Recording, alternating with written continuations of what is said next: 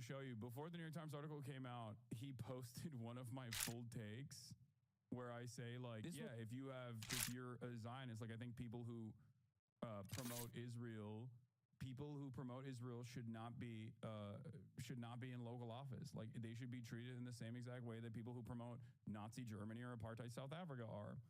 And and he posted it on his Instagram. He posted it on his Instagram story, my full take. Here I think, like, this will never happen, but in a totally just world, any kind of, regardless of your background, any kind of Zionist tendency should be treated in the same way as being a rabid neo-Nazi. And you shouldn't even let someone be the local dog catcher, as Felix was posting, if they've ever exhibited any sort of like positive feelings about the state of Israel. I'm so serious about this. I think, like, this will never happen, but so he posted this and said, "This is a significant escalation of violent, dehumanizing language, even for him." And I found this very strange.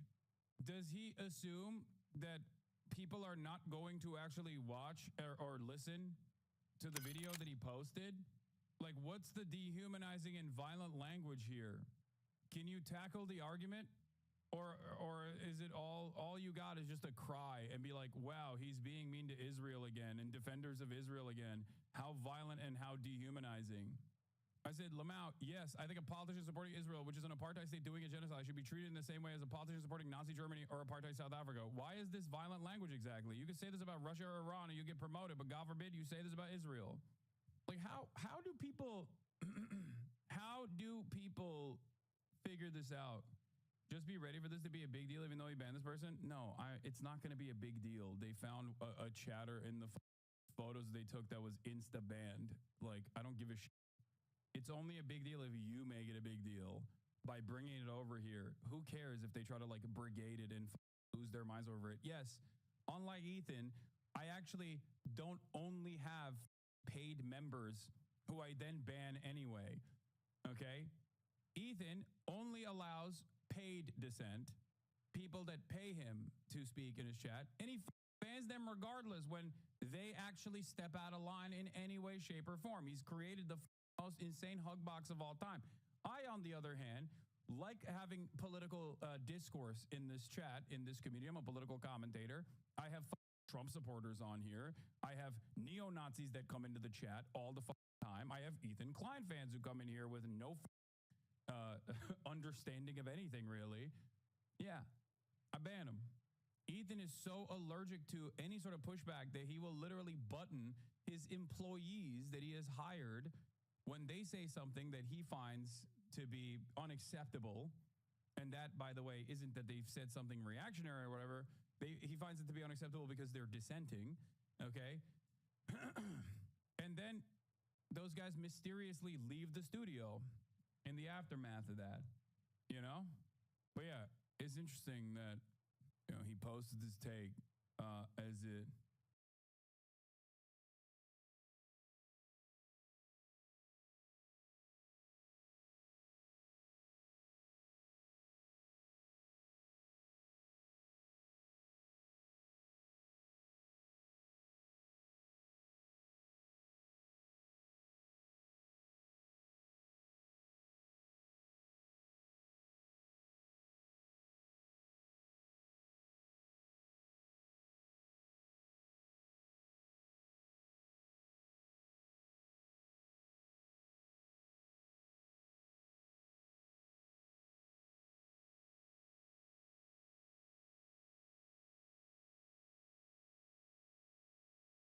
Okay, let's just continue this.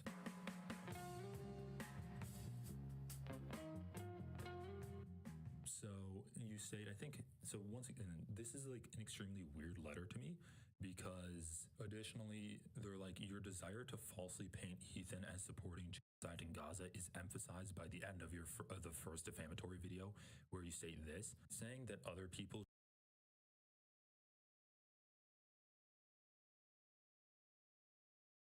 Okay, let's just continue this.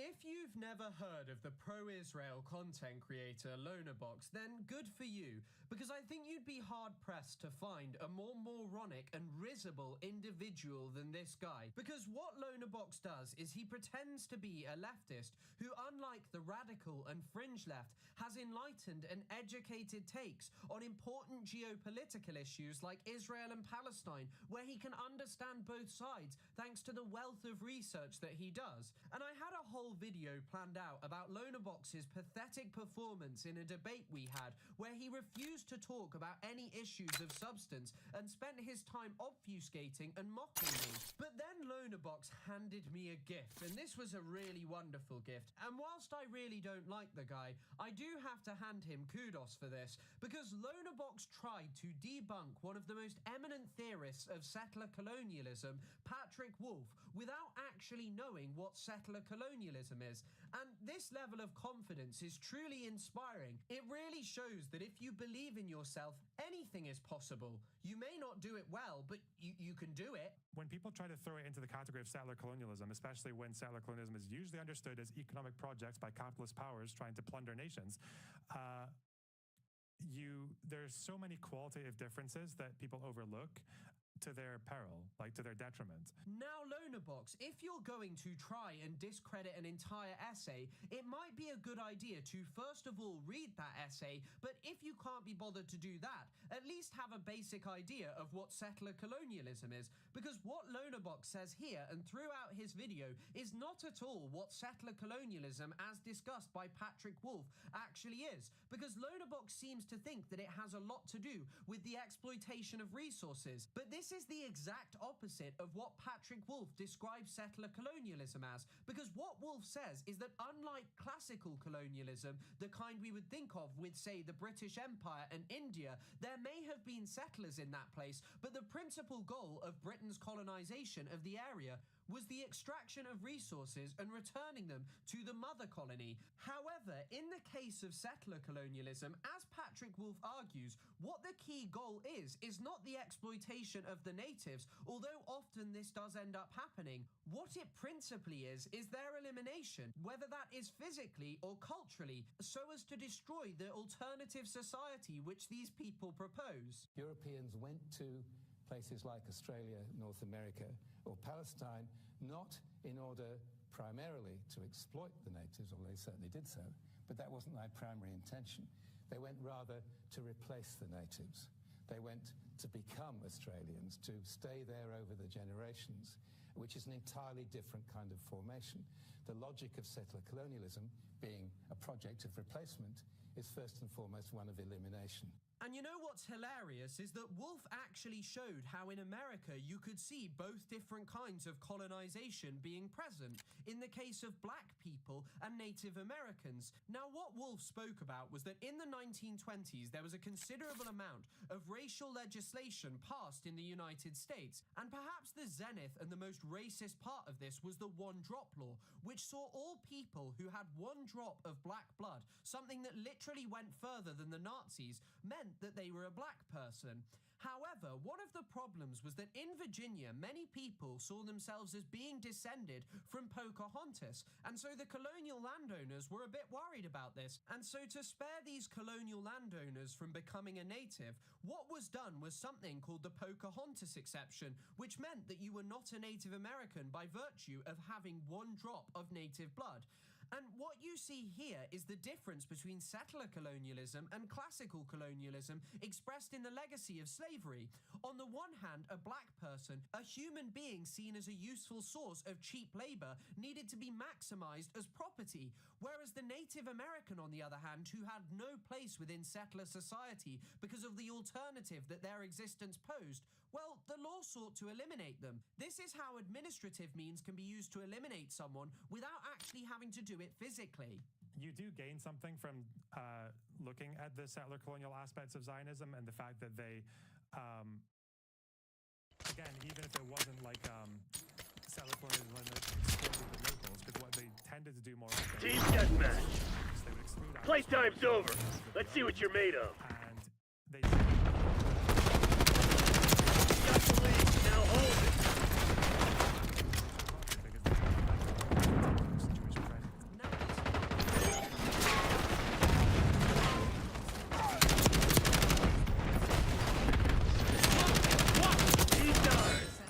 colony. Damn it, we've lost the lead. Alternative society proposed Thought I might see you here. Eyes on it!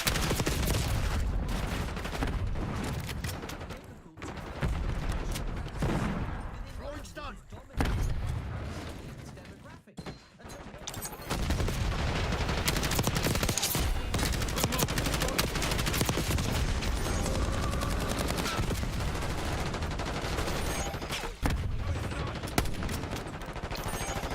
being proposed rather than it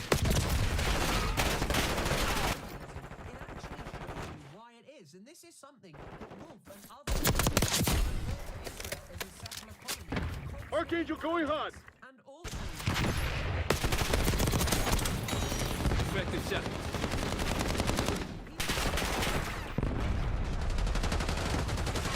this was actually much more Eyes on enemy. to the on the ground early settlement because most of the settlers were Identified enemy gas line. of life. The dry crop methods of farming practiced in Palestine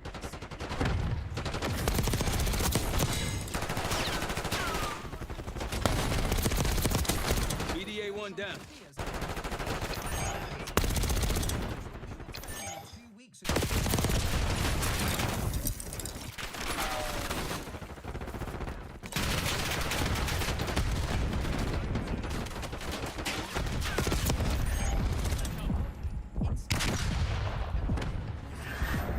Israel sources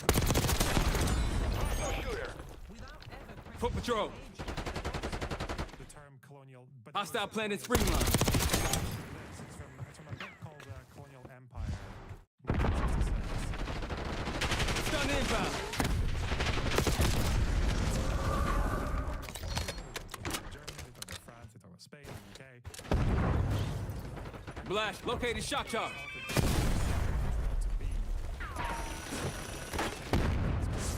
now once Hostile again, planet shock charge.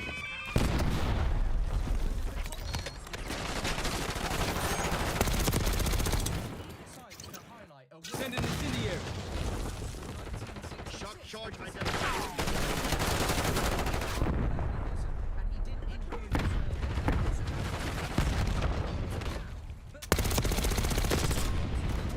people calling Israel obviously their opinion is kind of disregarded because I mean at the time no one really cared about what Palestinians Archangel, going in. about their experiences of colonization. There is an excellent essay by Fayez Sayegh published in the mid-1960s on this topic, and if Fieldhouse had seen this, perhaps he would have seen Establishing signal loop. Fieldhouse did actually clearly refer to Israel. I mean, this is from his 2006 work. Setting round point. Zionists as being seen as Come and get me. Eyes on enemy. Scratch that. uses the term Enemy RCXD detected. Hostile grenade. so that means it's not it's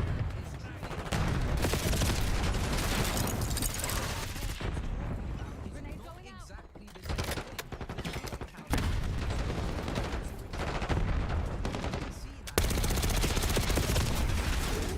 rather than dismissing it and saying that it was a useless way to learn about Israel's colonization of Palestine. But the thing is,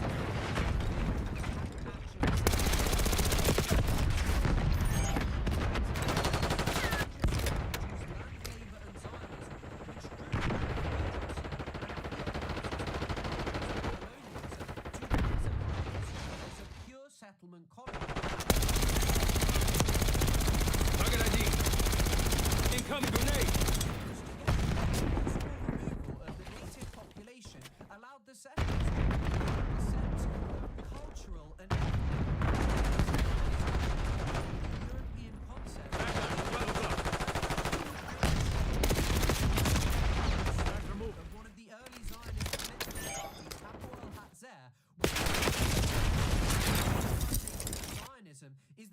conquest of all jobs in Palestine by Jews. You literally mentioned how they excluded Arab workers even though they were willing to work for less and were more competent workers because they were used to the environment. And this would fit perfectly with the person who you try and draw on to debunk Patrick Wolf. The mind honestly boggles. And this should also be coupled with the statement of Theodor Herzl, "I am a German-speaking Jew from Hungary and can never be anything but a German. At present, I am not recognized as a German, but that will come once we are over there." What Herzl is saying here is that by practicing colonization in the land of Palestine, he will be transformed into a European. He will get to experience European nationalism for himself. And you could also highlight the fact that Herzl talked about forming a rampart of Europe in the Middle East. And Max Nordau, another key early Zionist figure, also spoke in an incredibly similar manner. Like, honestly, sitting there and trying to say, well, Israel didn't want to bring a culture from Europe there. They wanted to bring something different. It's so funny because it does. Zionists. In the words of Arish Sabakhuri, is an analytic framework that enables the examination of numerous cases. For example, Brazil, North America, Canada, Israel, Australia, and South Africa. Although it is worth noting that Wolf himself debated whether you could even consider South Africa as a settler colony, because in spite of the massive presence of settlers, there was also a keen interest in exploiting the local black population and extracting resources from the place. And another good reason to include David Ben-Gurion here is that Elizabeth Thompson quotes Ben-Gvir as saying that, like the pioneers who settled in America, we will fight wild nature and wilder redskins. Ben-Gurion himself was already doing settler colonial theory before it even existed, because he knew clearly that, yeah, this isn't exactly the same as America, but what we are going to do there is a similar Domination. fight against nature. Green light. Go, go, go. In order to establish a new society there. Donate. Sure. Another key part Nice. We're pulling ahead. is what it is. Eyes on enemy. Locking down Bravo. Such is the point at which settling occurs. Such as in the case of whereas in America, you have people Securing B. Flashbang sighted. Zionism. You have the fact that there is no real one single with the fact that the Zionist project acted as a mother colony through the appointment of figures like Herbert Samuel and avowed to ensure that it would succeed. And so as it ended up now, Lonabox is correct to note that initially the conditions in Palestine were not conducive. Bravo locked. Taking Bravo underway. Heavily involved in the settlement project of Algeria. Hiding in.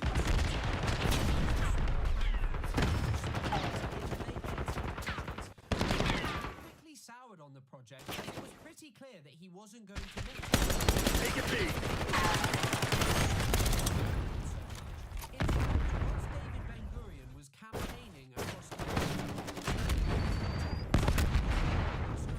This shit ain't working. We've lost the advantage. Palestine, B secured. when We've taken control. the British, Hostile shooter.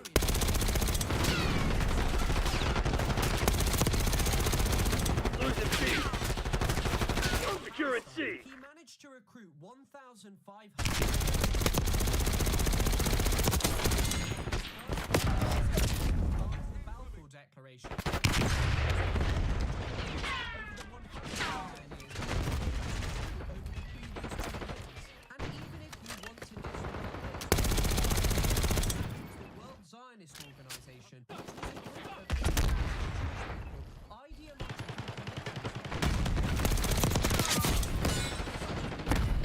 Losing Bravo. Threat.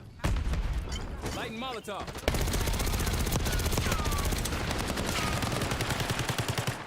Semtex, front!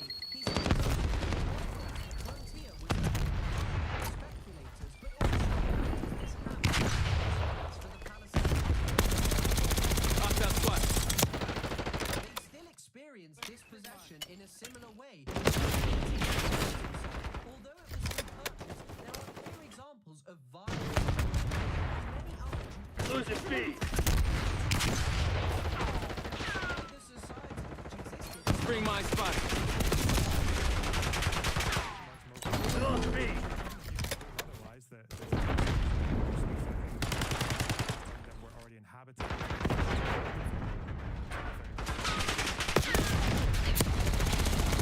Decided that I'm it says here. Mostly empty. This is a 33-year-old. To some random chatter on the internet. And never would I once think. Taking Bravo underway.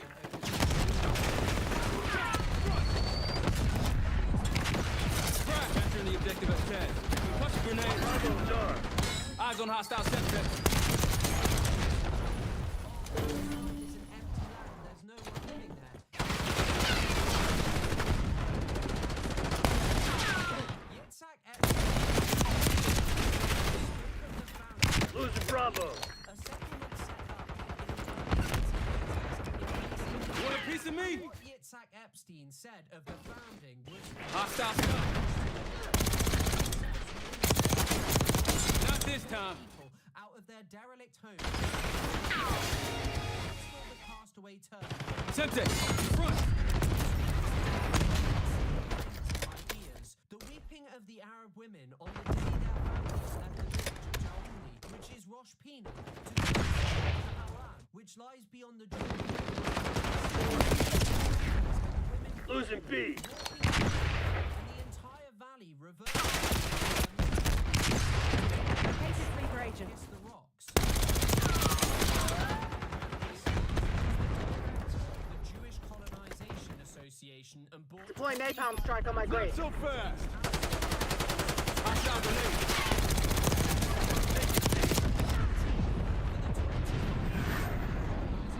I have dispossessed many Arabs, removed them from their land, and you realize that this work, removing them from their land, as were perhaps also their fathers, is not at all something to be trifled with, particularly as the dispossessor does not consider the dispossessed a herd of sheep, but human beings with a heart and soul.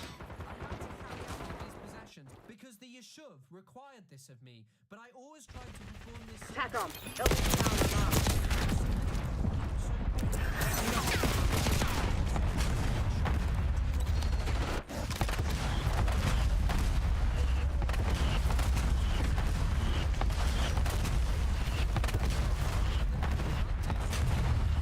Speak to someone in this way. What a moron you truly are.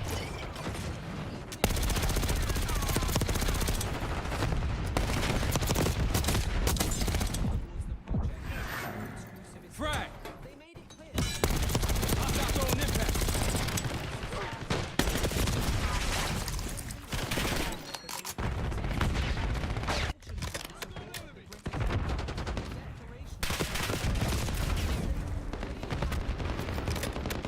Palestinians within it.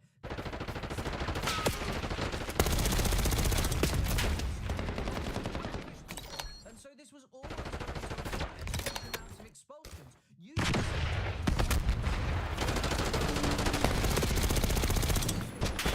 Eyes on hostile Semtex.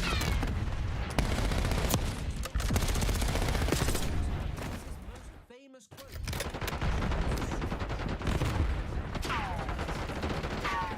On a specific Zionist settlers laid down.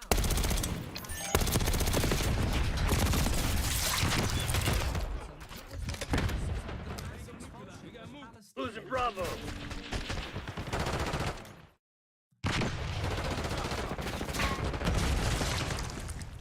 Famous. This is a year after Israel pulled out of Gaza and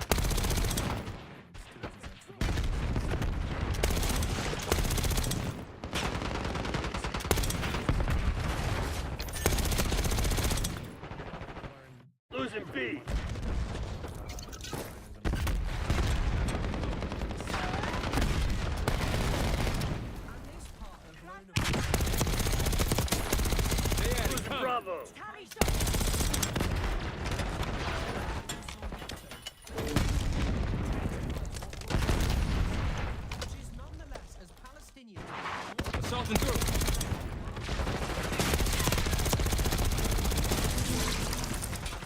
enemy decoy.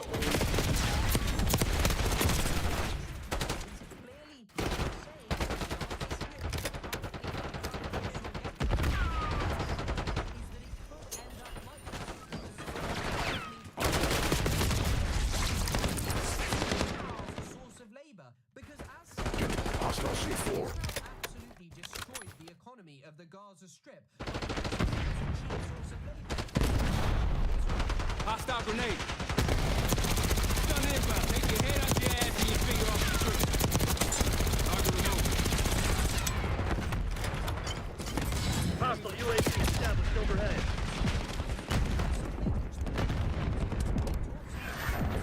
She's clearly not opposed by Israeli. We're clear.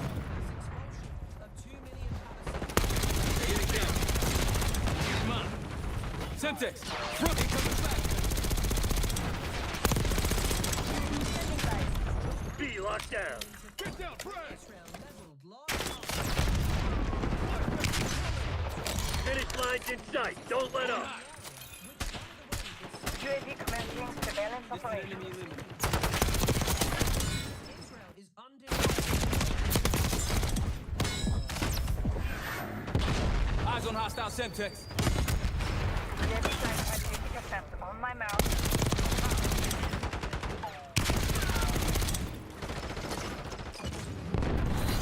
Perfect execution. The Pantheon's probably pissing Hey, themselves Woods. right now. We'll take that victory lap now. something different to South Africa. It's absolutely undeniable. South Africa relied on the native population. At no point destruction of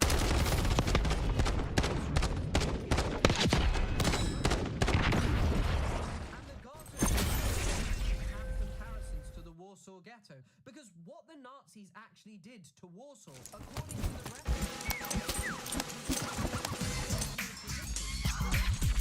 they just weren't going to beat them without a huge cost, and so they sent them to the so that it was impossible there. And is that not what Israel has done to the Gaza Strip? Consistently let their soldiers burn down massive amounts of Palestinian homes, residential buildings, and also civilian infrastructure. They've bombarded it for well in excess of 18 months, and they've randomly blown up civilian buildings with no military purpose simply because they could. And you sit there and act as if this is some kind of disgusting red flag, when it is first of all not a direct allusion to the Warsaw Ghetto at that point, and secondly, it is also a relatively accurate prediction.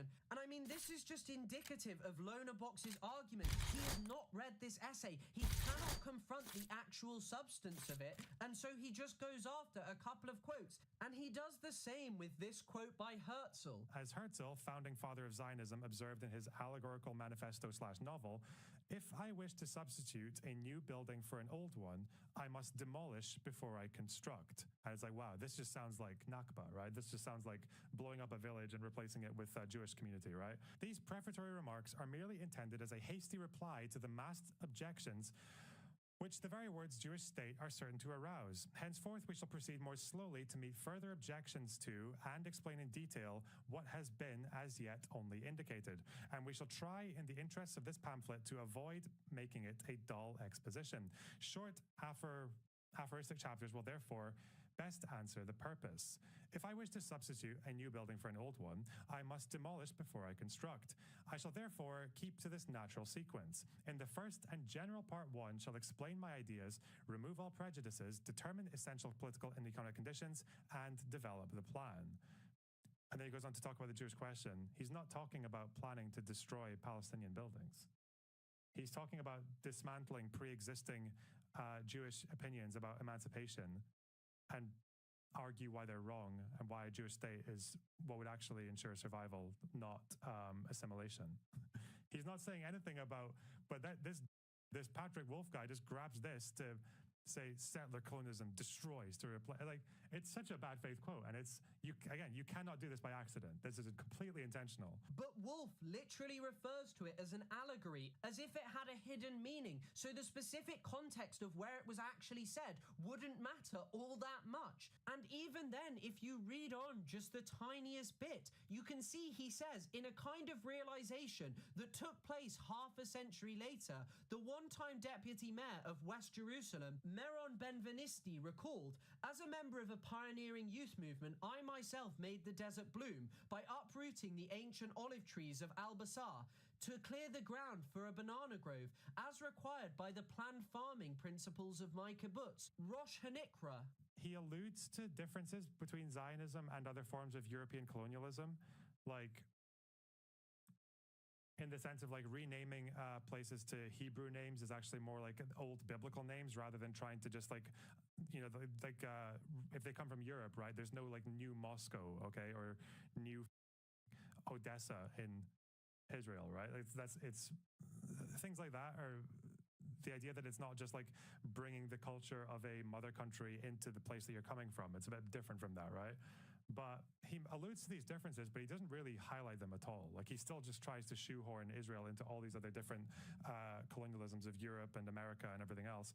And I mean, this part as well is just so utterly ridiculous. Lonerbox, you didn't bother to read the essay. I mean, this is a minute point, but you're like, oh, he's trying to shoehorn things in on this topic of renaming. But he is noting a specific difference here between the case of Australia, where settler anxieties dominated, and they chose to revert to some of the indigenous names because of the anxieties that they experienced about being too close to the British, whereas in the case of Israel, that wasn't possible. But he also notes how Zionism also needed to portray itself as different from Europe in other ways, such as the adoption of the language of Hebrew. Most Jewish people there would have spoke Yiddish or some other language from Europe, and yet David Ben-Gurion, Israel's first leader, banned the speaking of any other language within key political parties of the Zionist project. He didn't want it because he knew in order to form a cohesive nationalism, they needed a shared language, even though none of them could actually speak it. They didn't bother learning Arabic, which would have allowed them to communicate and perhaps even dominate over the natives better.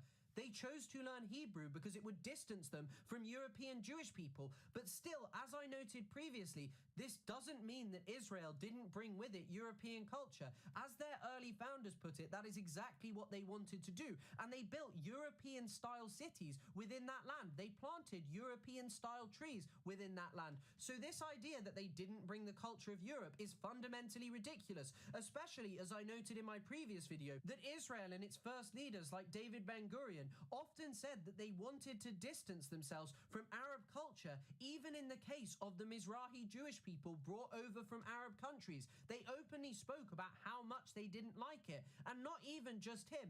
Ahad Ham, Asher Ginsburg, who I mentioned as well, also said very similar things about his distaste for non-Ashkenazi Jewish culture. Wolf is not trying to shoehorn them in by highlighting different aspects of colonialism.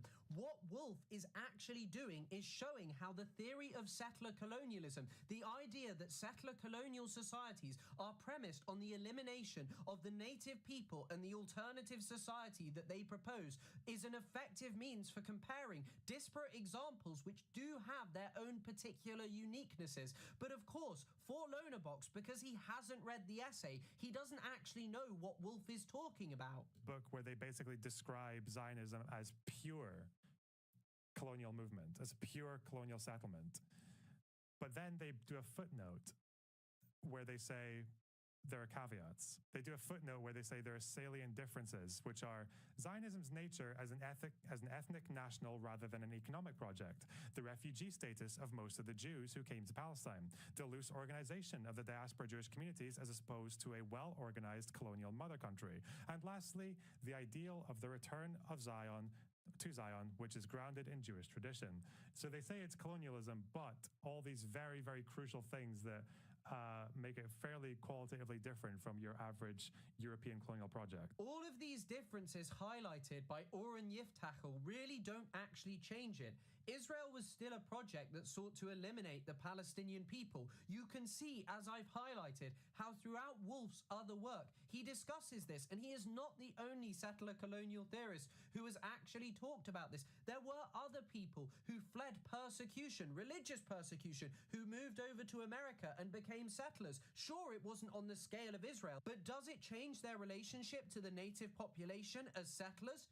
No, they were still settlers who went over to that space. Of course, there are differences. No one is claiming that this is a one-to-one example, but what they are saying is there is this overarching structure that you can note from all settler colonies, which shows a clear focus on the goal of eliminating the indigenous population of that land. And even then, most likely what this person is referring to, although I can't find Yiftachel's work that this actually comes from because there's not a citation in that article, probably comes from Friedrichsen and Fieldhouse's categorization of different types of colonization. And this person is noting what the differences are between the examples highlighted by Fieldhouse and Friedrichsen and what they see as pure settlement in Israel. It is not talking about Patrick Wolf's concept of settler colonialism. And it's also worth adding here that if he is indeed drawing on Fieldhouse and Fredrickson's categorization and typologies of colonialism,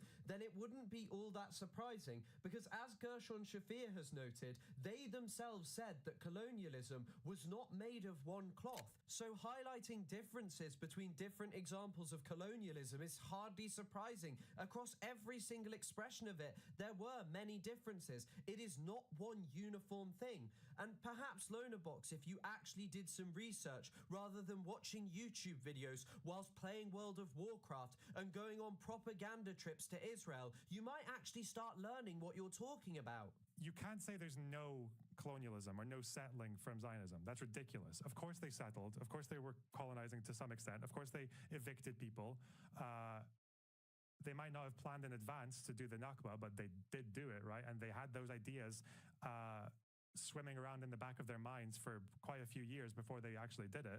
Like, the idea of forced transfer didn't come out of nowhere. It didn't just come as a spontaneous response to military need, right? That's not how it worked. And again, Lonerbox, you are so close to getting it, but of course, your pro-Israel stance will never let you. The whole point of Patrick Wolf's argument is that you should understand the process of settler colonialism as a structure. Kill confirmed!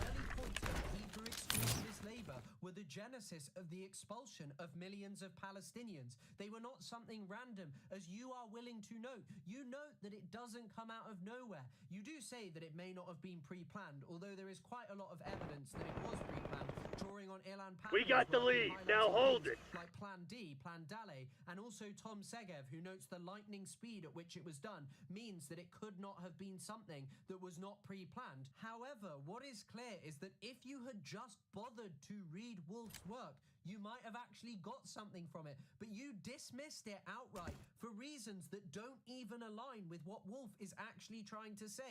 And initially, the video I planned to make about Lonerbox was relating to our debate and the concept of theory versus facts.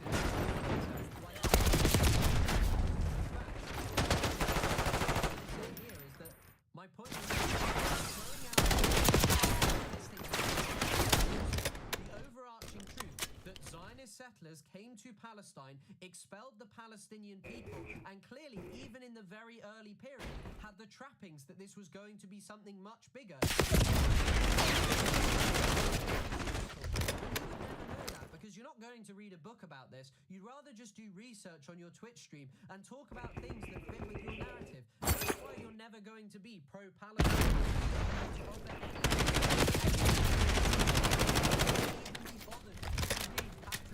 Essay.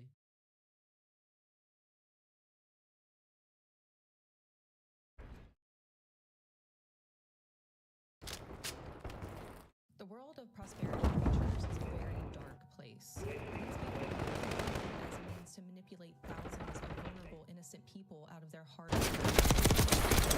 They just give a little bit of Target appears hostile. Debilitating illnesses, put their faith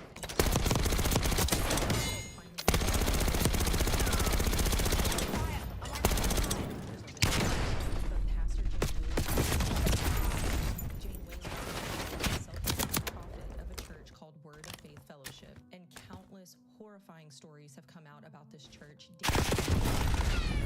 But despite all of the allegations, Jane seems to be basically untouchable. And her secret, disturbing church, which is considered a cult by most, is still active today. Decoy spot! I'm sorry that it's Blast round. so much information about this organization. Today we are talking about the Word of Faith Fellowship led by Pastor Jane Whaley. And like I said in the intro, there are literal decades worth of horrific allegations about this church. They have been accused of pretty much anything you can think of: abuse, mind control, kidnapping, human trafficking. There have even been deaths associated with this church. And the leader, Jane Whaley, might look like a sweet little old lady, but this woman is scary. We have so much to get into, so let's go ahead and talk about our sponsor real quick and get into the case. This video is sponsored by Trade. We're quickly moving into the warmer months of the year, which means that we are heading into cold brew weather. I love cold brew coffee. I drink it all year round, actually, even during the colder months. Trade makes it super easy to make. So I'm not constantly spending tons of money each month on trips to coffee.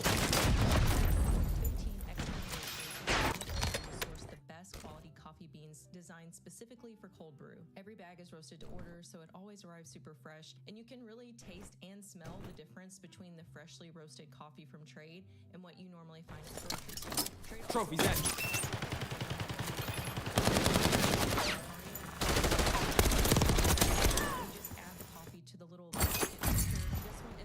Roasted record coffee out of Stewart, Florida. Then you slowly add water, you secure the lid, and then pop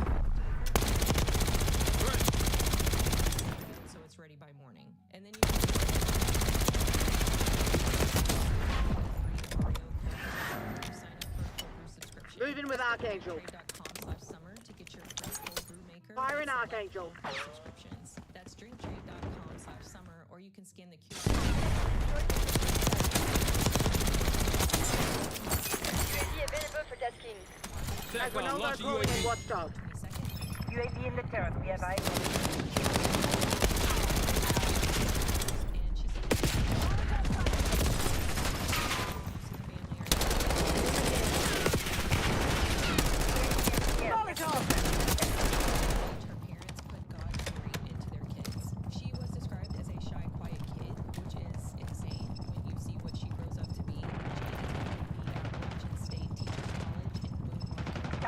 We're flying on fumes. UAV returning to tank.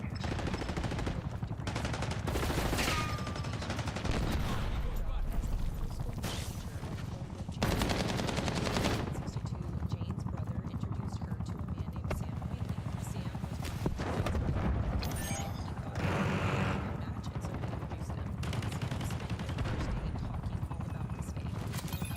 was TACOM, launch a UAV. Hostile RCXD in your AO. One day, he would devote his entire life to spreading God's word. And Jane immediately fell completely head over heels for Sam, and the feeling was mutual. Just 6 months after that first date, Enemy RCXD detected. in 1970. Oh my God, you're great. I love you forever. You're really just silly. So remember, Sam had told Jane on their first date that he felt like God wanted him to devote his life to spreading the word. Well, in the mid-70s, Sam decided that he was Archangel making noise. job, and he enrolled on the Yo, check your fire. first little side quest on this journey. There are a lot of player game stories, so just bear with me.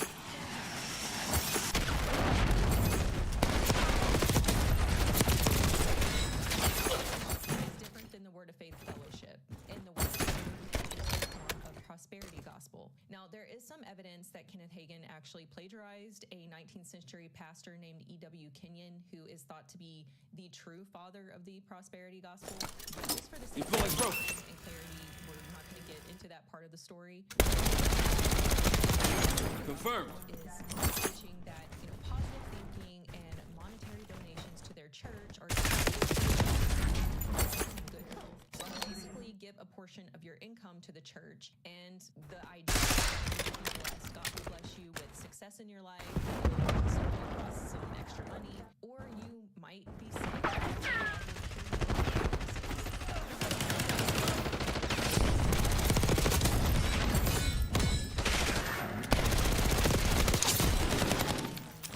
Heads up. Hostile care package inbound. Enemy decoy. Confirming enemy down. 5 in a row.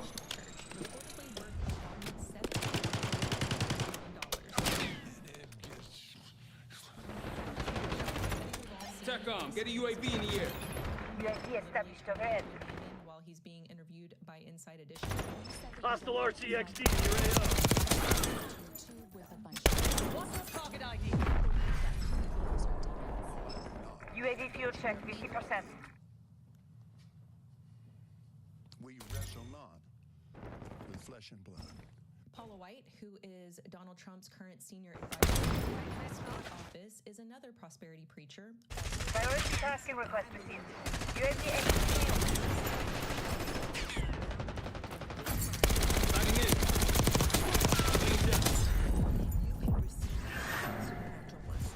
God will assign an angel to you. Enemy Headstorm ready to launch. will give you prosperity. He'll take sickness away from you. Injecting stiff. Troops in contact. Realizing TACOM, request Hailstorm task. Stand off munition away. Don't get cocky. This shit ain't over. Flash.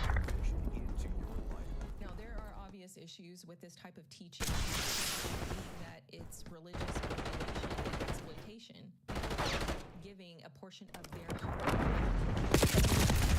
for this in the hopes that God's going to bless them. A lot of these cases. Shit makes me want to straight up hail Satan. Satan lives. God is dead. The preachers are just taking the money for themselves. I mean, there's no reason why a preacher should be worth $750 million.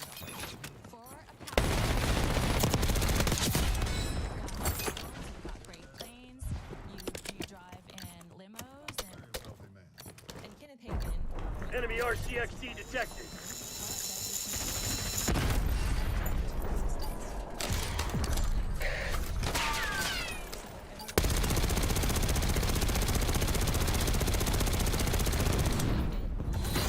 That's right, you shithead.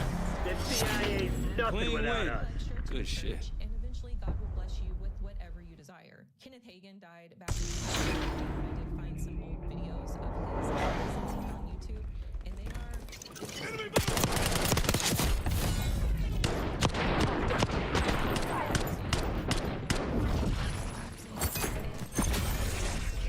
something called the holy laughter at these services, which is really bizarre.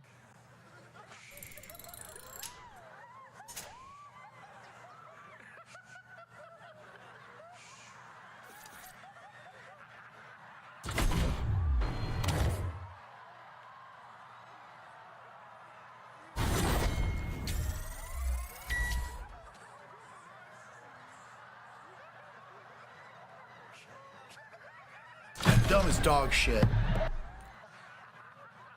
So when Sam Whaley heard that the Kenneth Hagin had a Bible school in Oklahoma, he knew that this was the place. God was calling him to go to Kenneth Hagin school. And that's exactly what he did.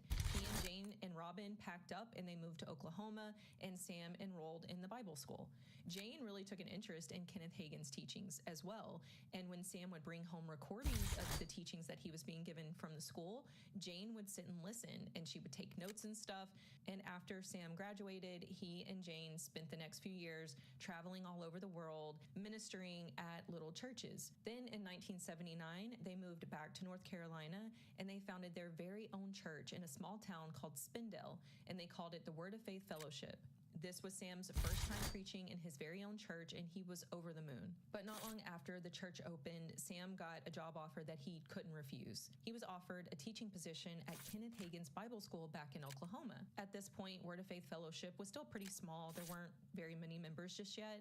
So Sam and Jane left the church in the hands of some of their friends and family, and they moved back to Oklahoma. Sam was now working this dream job. He's teaching at the Kenneth Hagin school. He was bringing in more money for the family. family. But even though things seemed to be going pretty great for the family, Jane wasn't really happy with their new situation. She felt like she didn't really fit in with the other wives. Like, they were the wives of these really big religious figures and televangelists, and they had a lot of money. They wore really nice clothes, they drove fancy cars, and Jane felt really out of place because she didn't have nice things like that. This made her feel really insecure. Plus, she claims that the other That means God hates you, bitch. they had their little clique of pastors' wives and she wasn't allowed to join. And this actually motivated Jane. She decided that she was going to start a religious group of her own. She met up with a few friends that she had managed to make in Oklahoma, and she hosted Bible studies out of her friends' homes. She developed her own style of preaching, and over time, these Bible studies got bigger and bigger. Word of this very charismatic, well-spoken woman preaching the word spread fast. We're winning. Keep it that way. Really into Jane's teachings. She attracted single mothers, women who were intersectional, stay-at-home moms who just felt underappreciated, a mother to these women. In fact, eventually everybody does start referring to Jane as mother, or depending on like how old they're not getting up. The foundation of what would later become the Bible study sessions would take place on Friday nights starting at 8 until 12 after midnight. Jane would give these super intense sermons, and sometimes a member would be placed in something called a deliverance circle. This person would stand in the circle and PID, they're mine. Hustle down.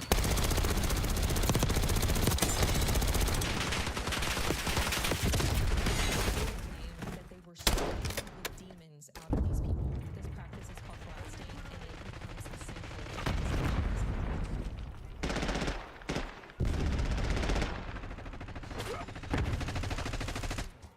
And Jane. Yeah.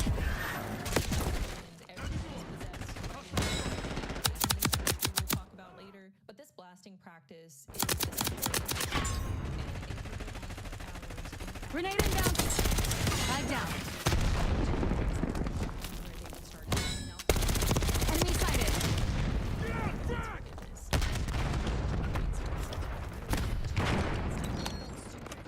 To God after being blasted. They felt like their souls had been cleansed.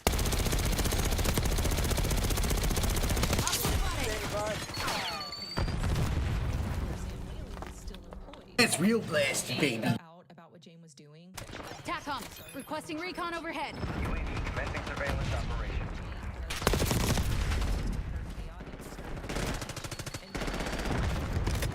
Of a Kenneth Hagin service. So one day, Kenneth Hagin called Sam Whaley into his office. UAV mission timeline 15% expended. Control over your wife. You have to get her to stop holding these services, and if you don't, you're gonna have to leave. And without any hesitation, Sam left his job at Kenneth Hagin's Bible on. Jane became the religious. Flying on fumes.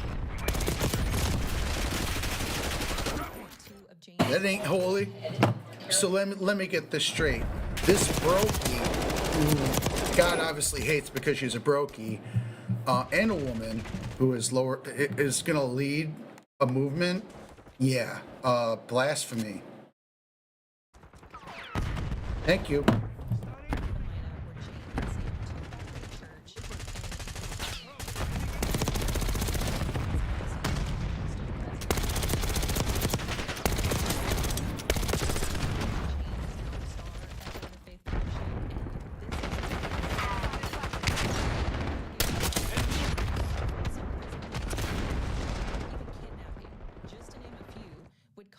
Surround the church and its leadership over the years. Now, there are tons of allegations against the Word of Faith Fellowship, so many that I could probably do an entire series on this church alone.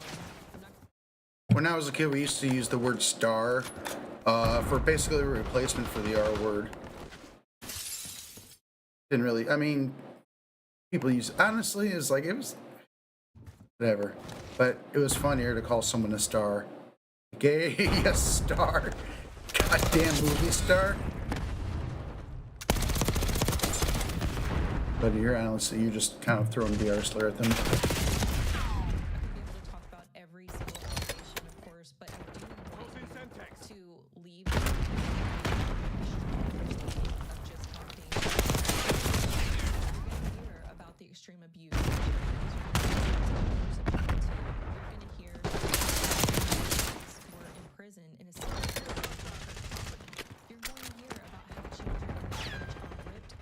Oh no, little. Oh, not for molestation. Oh. Heads up, frag! Christians, why are Christians so weird about sex? But all the religions, Christians are the weirdest when it comes to sex. I mean, Jesus did say it's better to cut your hand off than to jerk it. Sorry, JC, you're wrong about that one, buddy. You cut your hand off. There's a lot of shit you can't do besides fucking jerk it.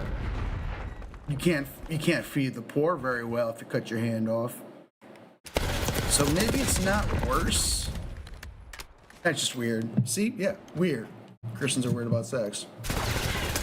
Sorry, not sorry. Where the church is located. And as you listen to this video, I want you to keep in mind that the is still very.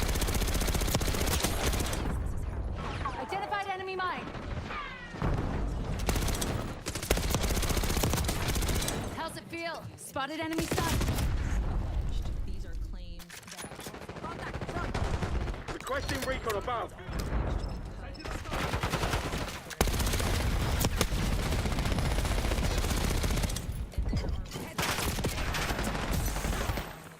or just completely stop dead in its tracks before it even makes it to the court. So first of all, Jane is known Grenade inbound. that she can speak to God, and she also receives messages from God. And her teachings have a very dark fire and brimstone tone. Lots of demons. Threat neutralized. Burning in hell for all eternity type of stuff. If you don't follow me.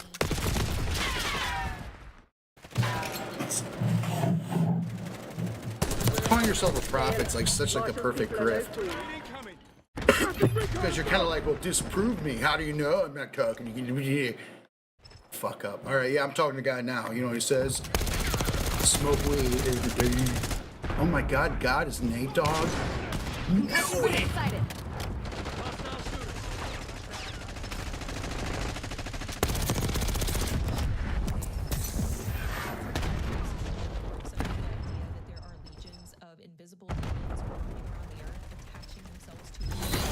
They were already dead. Good job. Yes, that's And we call the people that demons are attached to. Whoa.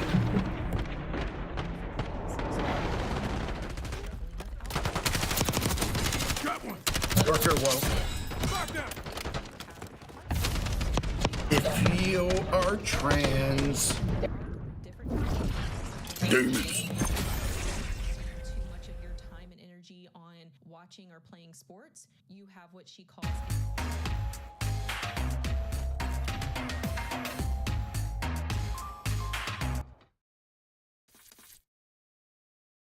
Soccer devil. I grew up genuinely believing that I was an evil person, and then I also believed I was genuine because I liked sports. If you are too negative, you ask too many questions, you have a sneak.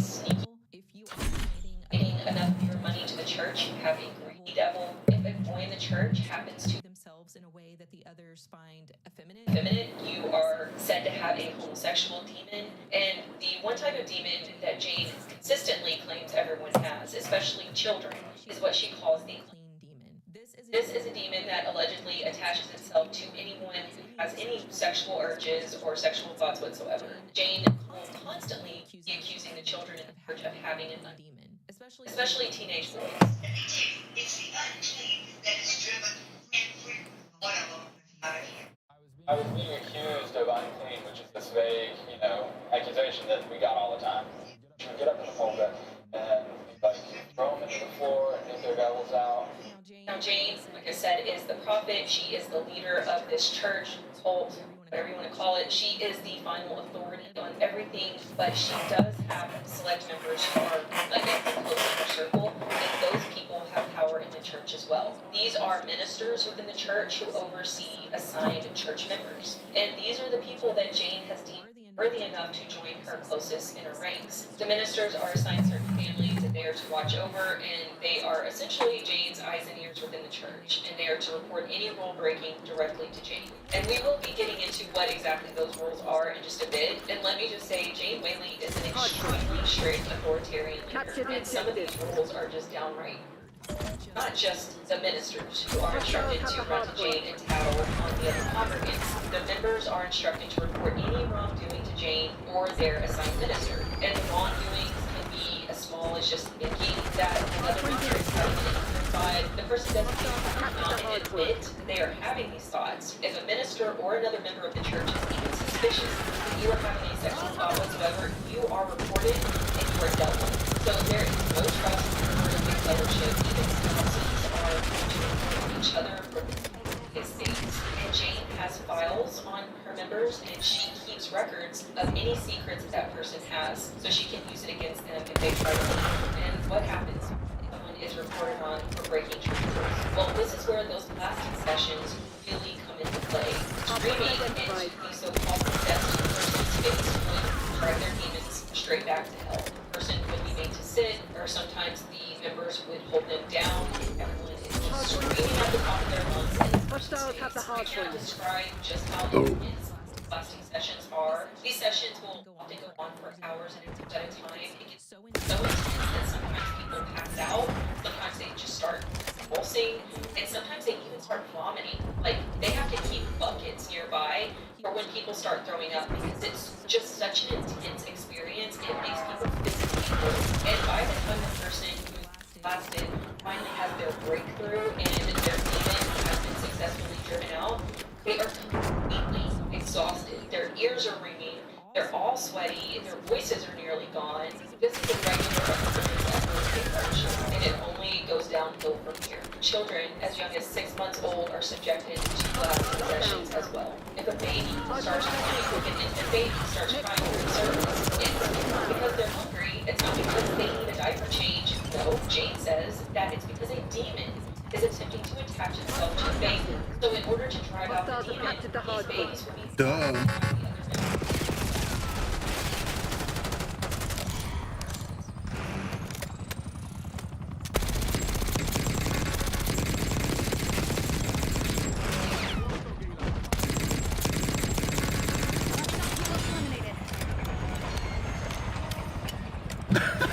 They start blasting kids, bro.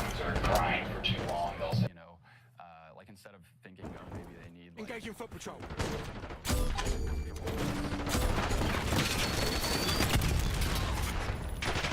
Hardpoint is secure. Enemy care package above. Hostiles have the hardpoint. Hardpoint identified. How is this place still going on? Someone hasn't, like, during a service, an ex-member or a current member just gets up and, just, Hardpoint active. with a firearm, lets loose on the entire congregation.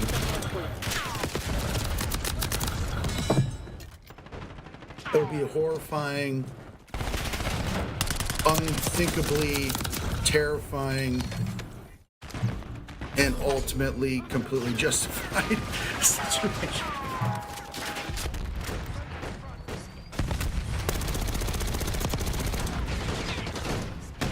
Enemy UAV inbound.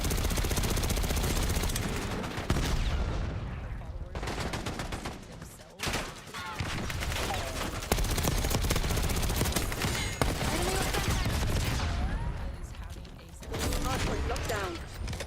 Hostile care package inbound. Hardpoint located.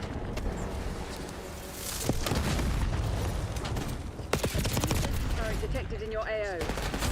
Hostiles have the hardpoint. Hardpoint is active. Impure thought. So now let's talk about some of the rules of the church, and there are a ton of rules. According to a list that I found on familiesagainstcultthreats.com, there are 5.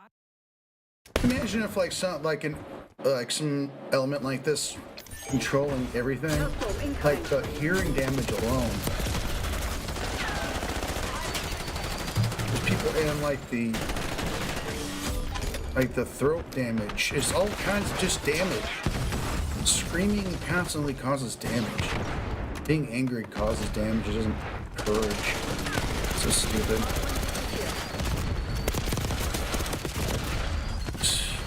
Religion needs to go. I'm sorry. I'm just gonna say it. Nietzsche boots, Nietzsche Boochies. It's. I don't care. It's gonna lead to the end of humanity. These people are not right. They're not just not right on. They're not right on so many levels. They're unwell, like a collective unwellness. Enemy RCXD detected. Hardpoint locked down.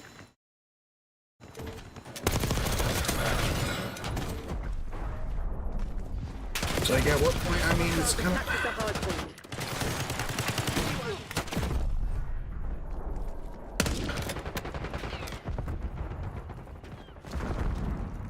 We should start thinking about religion in the same way as we should start treating religion the same way we treat smoking.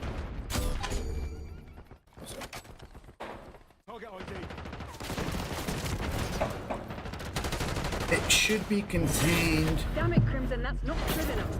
For the sake of protecting Took us to others. the woodshed. Fall back while we still can. Like people, smoking should be limited to an area because of the damage it does to people's health. Religion should have the same treatment based on the damage it does to society, people's mental health, and just making the world just a dumber place generally. Dumber. It's whatever. Commentary. 5 do's and 145 don'ts Americans have to obey. You're required to attend every service. You will be required to donate 10% of your gross earnings. Jane will even check your records from time to time just to make sure you're donating as much as you can. And this is where the prosperity theology comes into play. Parishioners crowd into group homes while they help pay for the perks that allow the pastors to live like royalty.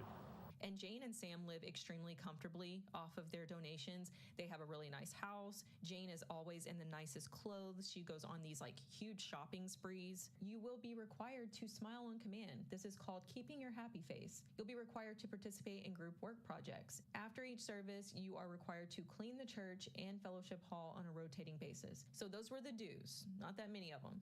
Some of them pretty strict. So let's talk about the don'ts. Of course, it includes things like don't drink alcohol, don't smoke, don't associate with people who do. She has a lot of drinks on here that you're not allowed to have.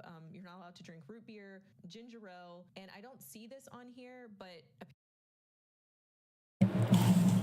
What the fuck is wrong with root beer, bitch? It's essentially American Constitution. American institution. Don't listen to me. Oh. Commentary. apparently you're not allowed to drink Sprite either, according to one of the former members, because Jane Whaley said a Sprite is like a demon, which I don't think that's true, right? Okay, it says in folklore, a Sprite is a small, often mischievous, supernatural being such as an elf, fairy, or goblin. Okay, so she's not down with Sprite because of... It's a power! Heads up, Servo! Quick and clean. Thermal barrack out. Specific dress, unless they check to make sure they That's the weirdest religious rule I've ever heard in my entire life, period. Don't want Nike clothing items because Jane thinks that the Nike symbol is or something. Members aren't allowed to accept a job offer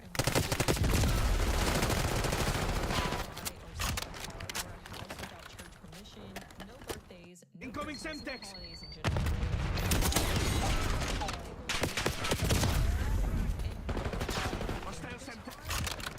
Why is that going on here? You can't talk to members who have left the church.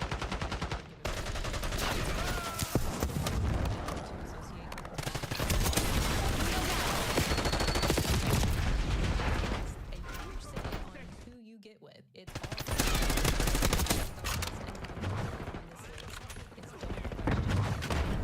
to run word of faith fellowship. So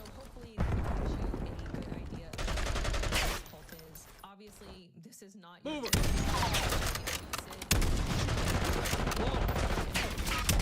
Decide who your friends are, who you date, where you work, what car you drive. Jane expects loyalty. Members are required to live and breathe for Jane Whaley and the church. Their entire lives have to revolve around this organization. And it's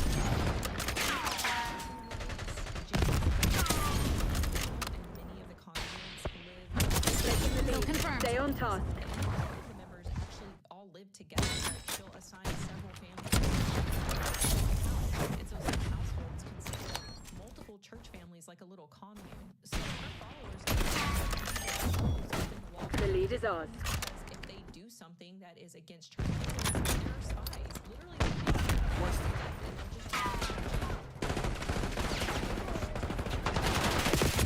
Reclaim the advantage. Now hold it. For her to tell others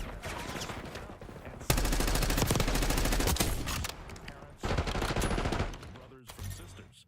Most leaders live in big houses and drive fine cars, while members have decided to crowd into their basements and homes. Knock it off! He's given up the lead.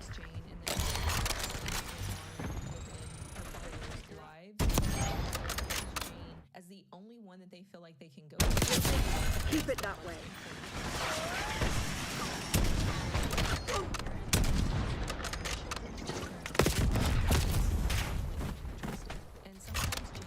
Army blast trap.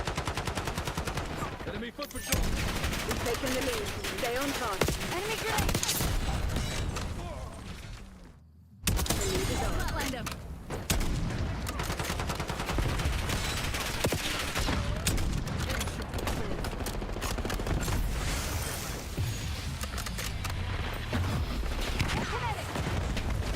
Hostiles reclaimed the lead.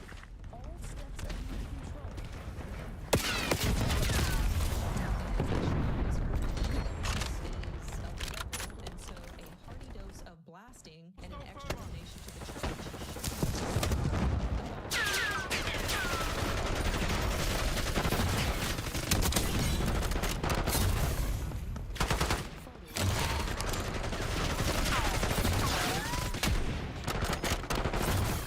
You hand it out, you better be ready to take it. Using step.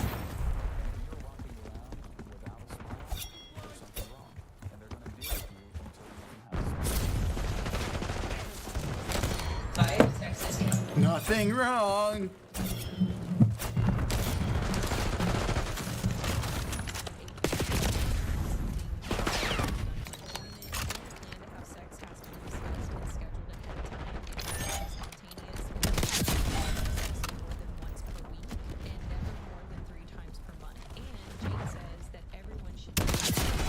Don't make me return fire.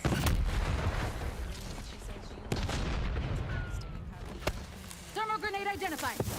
I'm going to heaven.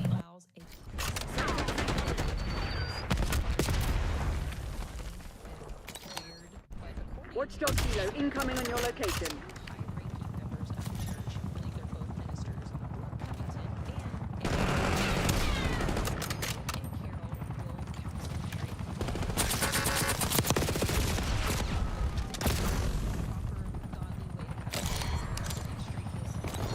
Scanning area with scalpels. Eyes on Watchdog Kilo.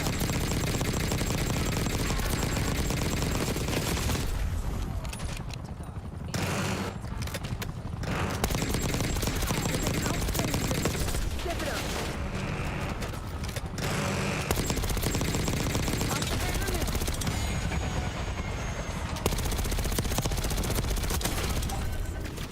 Even showed them the proper way to cry.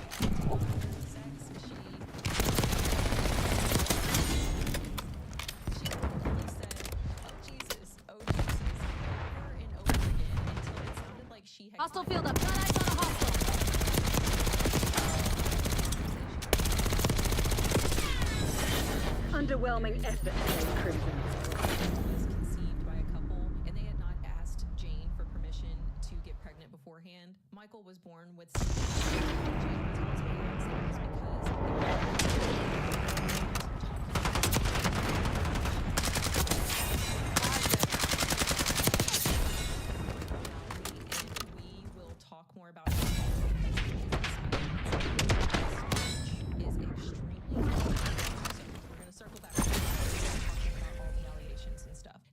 addition to the multiple very long church services during the week, followers are also expected to work on church projects after services were over. So there are nights where these people do not get home until like 1 or 2 o'clock in the morning. If she keeps them busy with the church, they won't have any spare time to do anything else or think about anything else. The church owned multiple businesses around North Carolina, including a plastics factory and diners and multiple rental properties, and sometimes have to work at these establishments with little to no pay. So things go on like this for a while, you know, lots of rules and control, constant, intense blasting sessions, and there were times where people would be hit, maybe kicked a little bit, but that's it for now, even though that's bad, but it gets so much worse. So for now, that's what's going on. But something happened that triggered a violent shift in the practices within the church. A man named Joe English was a member of the church, and he had been struggling to fully commit and really settle in. He would sometimes manage to escape, and he would make it all the way to the airport, and then he would panic, and he would have to call his wife to come pick him up. Now, some of you might recognize the name Joe English if you are a Paul McCartney fan. In the 1970s, Joe English was the drummer and occasional vocalist for Paul McCartney and Wings. He eventually left that life behind, though. He became super religious, he formed a Christian band, and by the 1990s, he had somehow found his way to the Word of Faith Fellowship. And Jane really liked having celebrity members within her ranks, and she did not want Joe to leave. So one day, Joe had made yet another attempt to leave. He ended up coming back, though, and this day was going to be different because his minister, a woman named Carla Petterman, finally had a breakthrough with Joe when she threw him across the room and onto the ground and basically started beating him to expel his demons. And according to Carla, that did it. You know, his demons finally left him after Team deathmatch. Remind the fugitives that actions have consequences. One day, she says, "You all know that Joe has had a lot of demons, but we finally have had a breakthrough." Carla threw him across the room and, you know, roughed him Hostile up in my sights. and the demons finally left. And Jane was praising Carla. Advantage, now hold it. A little bit of pain in order to expel the demons. So much worse for everyone in the cult. Beatings, throwing them to the ground, literally sitting on top of them, punching them. Eyes on Semtex. You're falling behind, Crimson. This all became the norm at Word of Faith Fellowship. And screaming at this person that the members would have to take breaks and like alternate because they were just getting so worn out, and it just went on for hours and hours. People have described church services at Word of Faith Fellowship as WrestleMania. Jane formed a group called the Young Ministers. Oh yeah! Cult ministers taking the church under their combatant taken out. Ministers. To a former member named John. There is that goes on within the Young Ministers group. It's described as just one giant blasting session. And once, when John was a child, he was attending a Young Ministers group. Someone called. I'm not gonna lie. If I was forming like a hardcore band, metal band, or some screamo whatever band, I'd go to a church like that and check out what's happening there. Hey, I like your scream. Pretty cool. Brutal. You want to be in a band?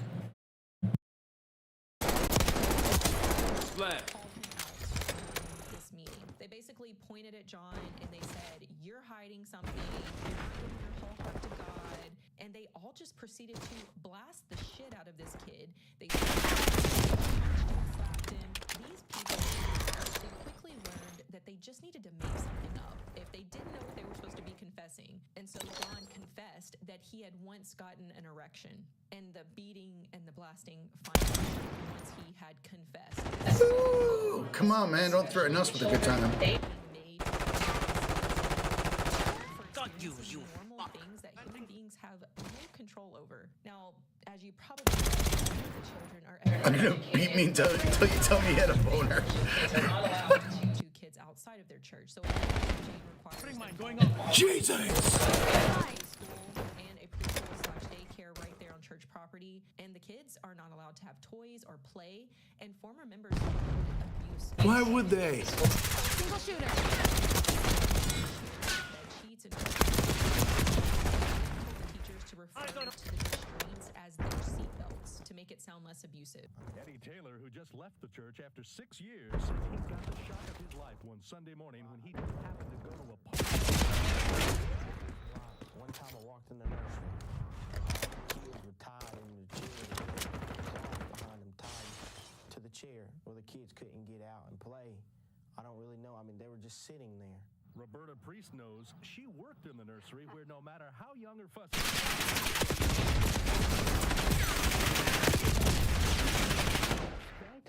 Taking the shot. And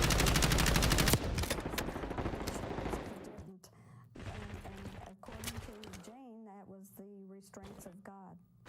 In fact, something was said in the nursery, and she came back with. Can we all just agree that God doesn't know anything now, please? The children are also Hostile counter UAV established above. Hostile UAV established overhead. Target down. UAV identified. Hostile UAV down.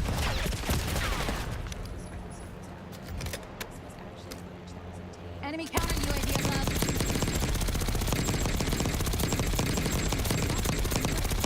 Hostile UAV down. Scandal for the church. The Trinity Foundation is a watchdog group located in Dallas, Texas, and their entire mission is to combat religious abuse.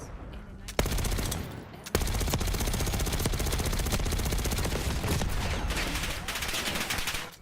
Tilton, who was rumored to be in North Carolina with Jada. Got a threat. Driving RCXD. Tally, mine. He was another prosperity preacher.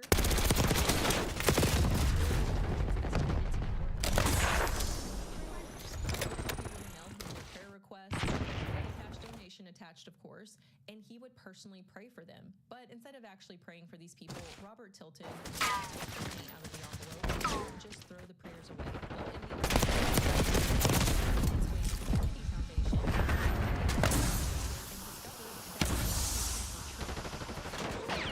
detailed a 6-month investigation that he says tracked how Tilton extracted millions of dollars from followers by promising miracles from his personally praying over their prayer requests. Prayer requests found untouched by Tilton at a Tulsa paper recycling plant. So the Trinity Foundation went to the media with all of their findings, and Robert Tilton got exposed. An ABC primetime and it triggered a federal investigation.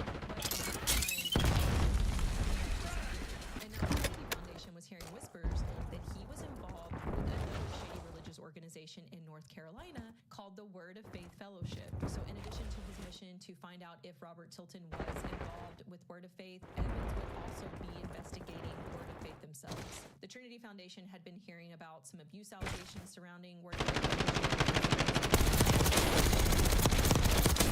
You're dead. As long as everything went to plan, Evans went deep undercover and he totally infiltrated this cult. I don't think that I've mentioned this yet, but you have to either be invited in by a member yourself, or you can attend a week-long seminar that the church puts on. So this made-up backstory. A cult's dream, a vulnerable person to prey on, and over the next few years, managed to even get a job in a mechanic shop, and he was becoming part of the community. And Ole Anthony was stationed at a nearby hotel just in case something crazy happened. He could just swoop in and save Evans. So in an attempt to finally get invited into the fellowship, he could hoping that one of them would be a member, and he told them his backstory, that he was just trying to get his life back on track, and Identified enemy bomb. And they invited him to the service, so he was finally in. Evans always kind of known to always have a backpack with him, and so he went to the church service. Now, at first, he only kept it with his backpack because he knew that people didn't trust him yet, and they would probably search his backpack. But as time went on, and he started attending more and more meetings, and and he started being noticed by Jane herself. He was becoming a regular face at the church. Evans let his guard down a little bit. He got a little bit more confident and he started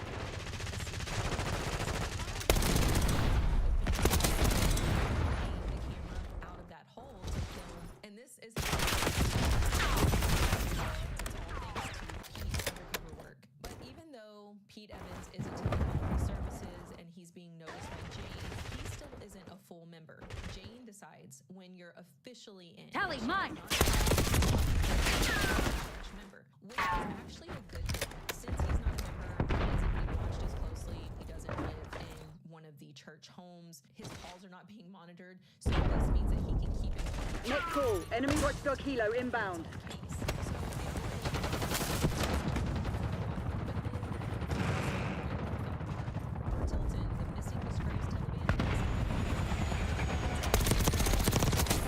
MTC's nearly dry. Get serious, Crimson. Several of his own followers who had made the move to Word of Faith with him. The entire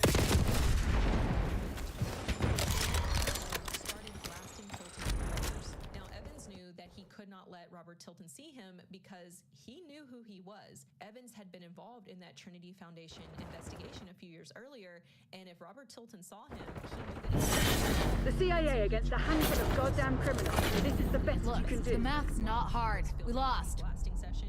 Unfortunately, though, something happened with his camera in Tilton's blasting session, but coordinates marked. He wrote his eyewitness account down.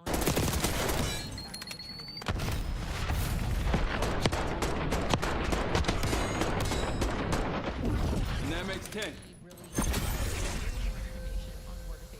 So against his better judgment, he remained undercover for another few months. He knew that this would be risky because with Tilton roaming around, he might finally notice him, and that's exactly what happened. One day, as Evans was walking down the hallway, Robert Tilton came walking down the same hallway, headed in the opposite direction, putting face to face with one another. Evans tried to play it off. He just walked past him and walked into a prayer room, but he knew that Robert Tilton had recognized him. He could tell by the look on his face, and Robert Tilton told Jane immediately. It didn't matter though, because Pete had pretty much everything he needed, and he turned over all of the evidence, all of the recordings to Inside Edition. Inside Edition had already investigated other corrupt churches, and they were pretty eager to get their hands on Pete's footage. And in 1995, Jane's worst nightmare came true. The world was going to get a raw, unfiltered look into her cult-like church. The beautiful foothills of western North Carolina have provided what may have been the perfect hiding place for the dirty little secrets you're about to see. You have to live with the guilt of the things that you allowed to go on and the things that you witnessed and never said anything about. She's hiding her face not just in shame for what she's done, but also in fear of what others might do to her for telling what's been going on inside their church, the Word of Faith Fellowship here in Spindale, North Carolina. Outsiders seldom see the decidedly different way this secretive sect worships God, regularly screaming to split the ears of devils, delivering this man and others from demons inside them so they can walk with God. Until now, many of the members may have been kept in the dark about allegations of child abuse, sexual molestation, unlawful imprisonment, and cult-like mind control techniques. Their leader is 55-year-old Jane Whaley, a former school teacher with no formal theological training, and according to former church members like Roberta Priest, a woman with little patience for followers who won't follow. What she would do is say, this is the way that I believe God wants us to go, and everybody just went. Jane does what any good cult leader would do, and she tells her followers that Satan was out to destroy them, and she was just trying to do damage control. But outside of her followers, Jane couldn't control what anyone else in town watched, and so people in Spindale were now fully aware of the weird, abusive things that were going on in that church. Citizens throughout North Carolina have also responded with concern and information that's helped our investigation continue. There can't be a church or any place like that that cannot be investigated somehow or another. Up to that point, the locals were aware of Word of Faith Fellowship, but they had no clue that anything bad was happening in there. It was just seen as this very secretive, kind of closed off church. And that Inside Edition segment brought to light a lot of allegations, even a death that happened within the church. An elderly member of the church named Harold Lloyd had been told by church leaders to stop taking his heart medication. He had a condition that required daily medication, but remember, the church urges people not to use any medical intervention. They say that it's a demon that's making him have heart problems, and so their cure was just to keep blasting him until the demon finally left. According to witnesses, 2 weeks before his death, Harold's medicine had been taken away and he had been repeatedly blasted by the other members. Anytime he would have an episode, like if his chest started hurting or he got shortness of breath or anything like that, he would just be blasted by the other members. And just 2 weeks after his medication had been taken away, he suffered a heart attack. And instead of calling for help while he was literally dying, his wife and other members started blasting him. That was the last thing that Harold experienced before he died, the screaming faces of his loved ones. Harold's son, who was not a Word of Faith Fellowship member and who had always been skeptical of the organization, totally blamed his father's death on Jane Whaley. After suffering a massive heart attack, Harold Lloyd died in the arms of his son, who is still plenty bitter about how his father was treated at the Word of Faith Church here in Spindale, North Carolina.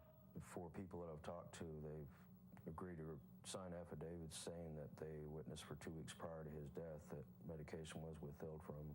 And when his father collapsed at a family dinner, Darren and his wife, who are not involved with the church, tried desperately to save him. As for his mother, sister, and another church member, what were they doing while he was sitting Yelling for the demons to get out of him. They were blasting. They were blasting him.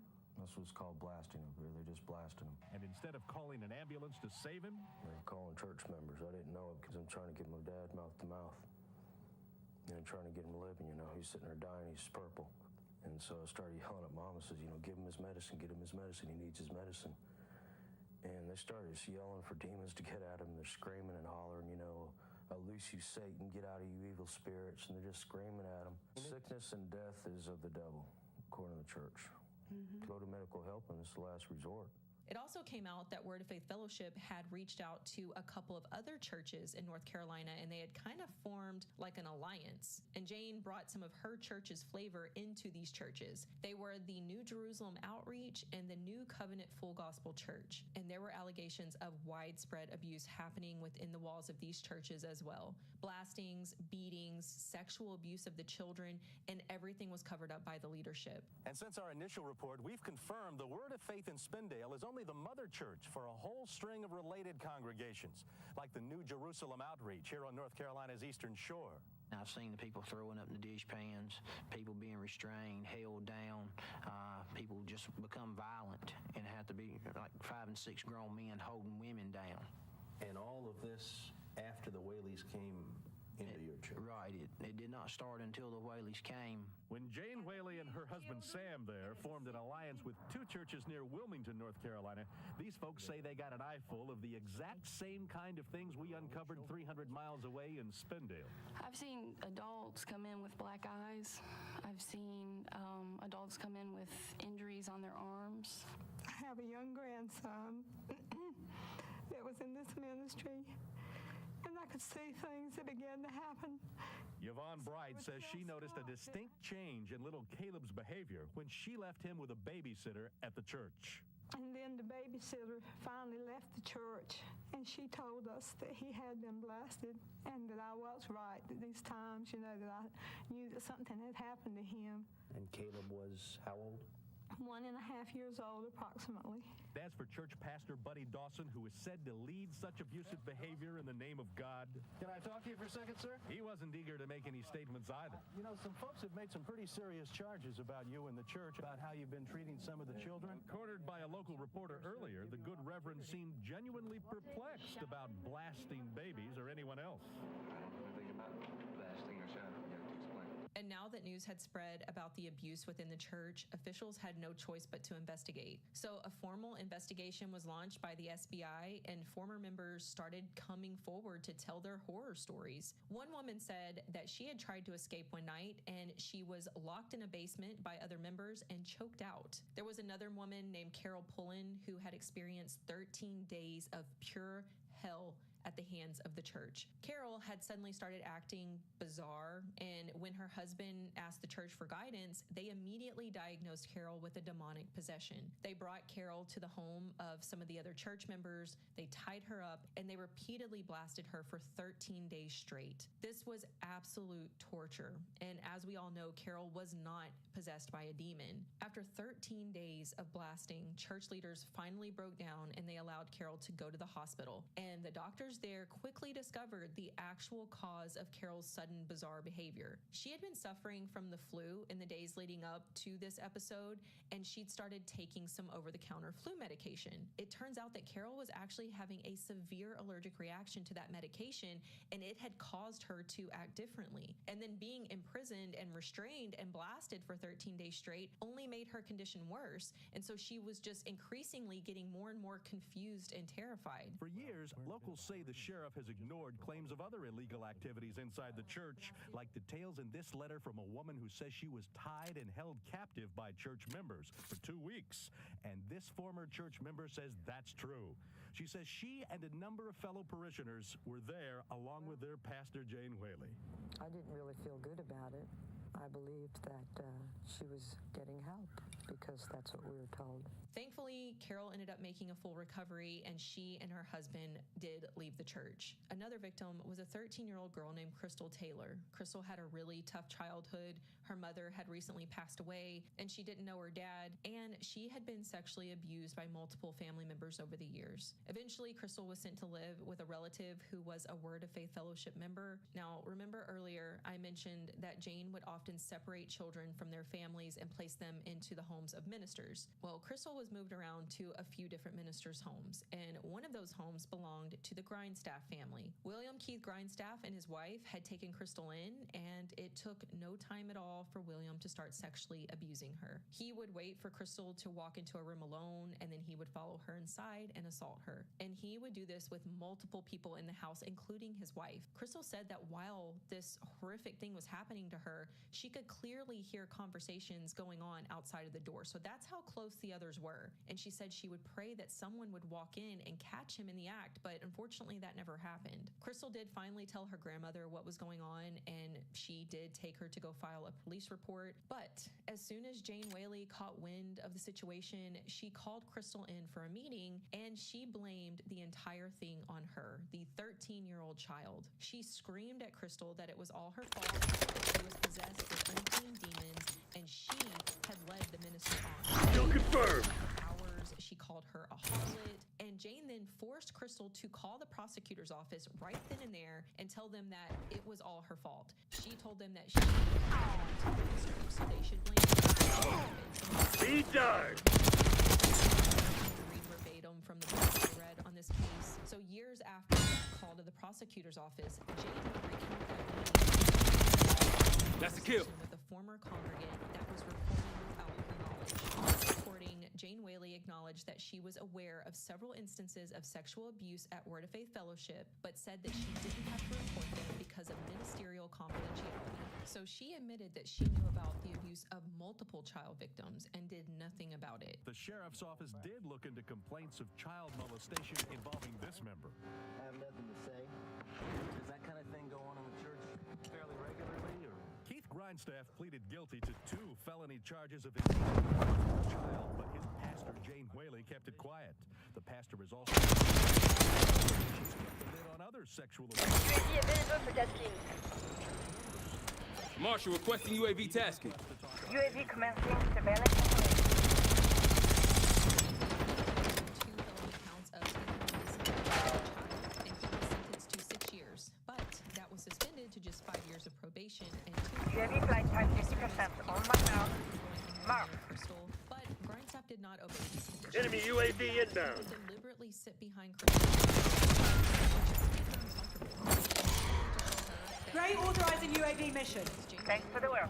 UAV overflight terminated. So investigators are gathering all of these accounts of abuse. It's really bad for Word of Faith Fellowship. These are a lot of really disturbing stories. You're falling behind! Well, the followers did as they were told, and they just lied their ass off. Any story they could think of to explain away these allegations. And And Jane just denied. She had to admit some stuff because it was caught on camera, but she would spin it to sound like this is just freedom of religion. I'm doing anything wrong here. There is no abuse.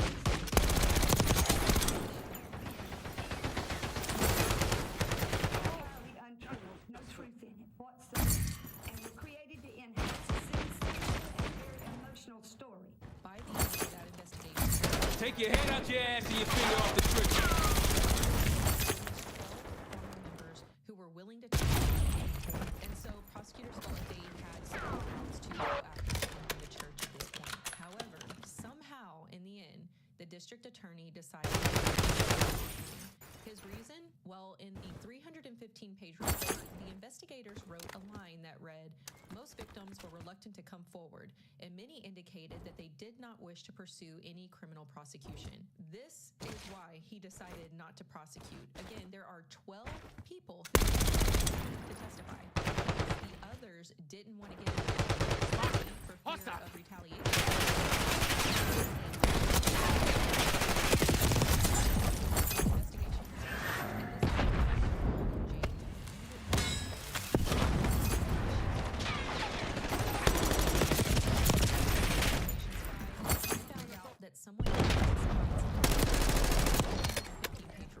Someone had lied to investigators, meaning that they had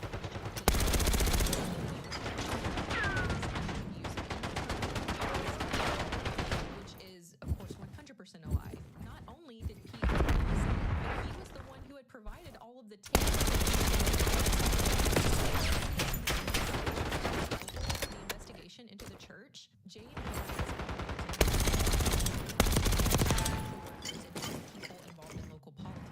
Sheriff Dan Good has no knowledge of what Hostile appears KIA. Damn, that's good.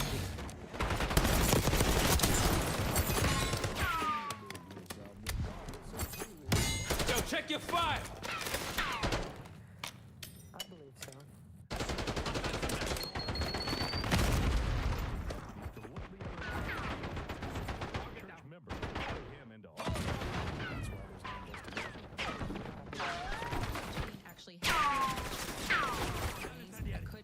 Whether or not Jeff Hunt, the district attorney that was looking into this case, if he was involved, but it was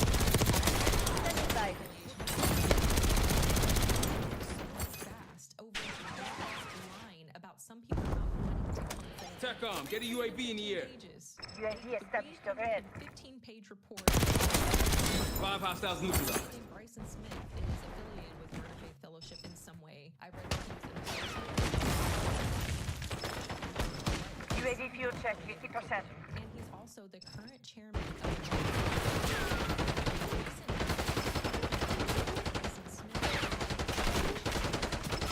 as recent as 2020. TACOM, we're flying on cue. UAV returning to tank. And these allegations are coming from Bryson's own political party, the Republican Party. Could easily tip the scales in favor of one candidate over another. Jane can just tell voters to go vote for this loyalist. Strike available. In positions of power like this, to the church and keep them out of the public eye, so they can just continue to do all of the disturbing stuff that they do. In fact, Jane's own son-in-law was a local prosecutor, but he resigned after an AP investigation revealed Authorizing Hellstorm launch. Weapon drop. Switching targets to remote.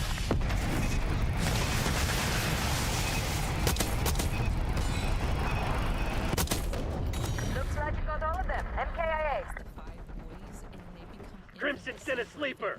Trust no one. Anderson, Liam Guy, Peter Cooper, Micah Gwartney, and John Blanton were all friends in their freshman year of school at Word of Faith Fellowship. And they were considered kind of rebellious as far as go. They weren't doing anything bad, or anything like Molotov! Take your head out your ass and your finger off the trigger. Those dirtbags. Dreadnought available for testing. Sometimes they would be overheard telling jokes, just literally. Dreadnought, you are clear to engage. Phantom actual in the turret. Firing for effect.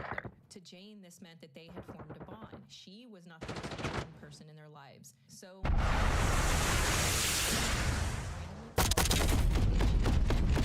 Solid collapse. Confirming kill. They got it.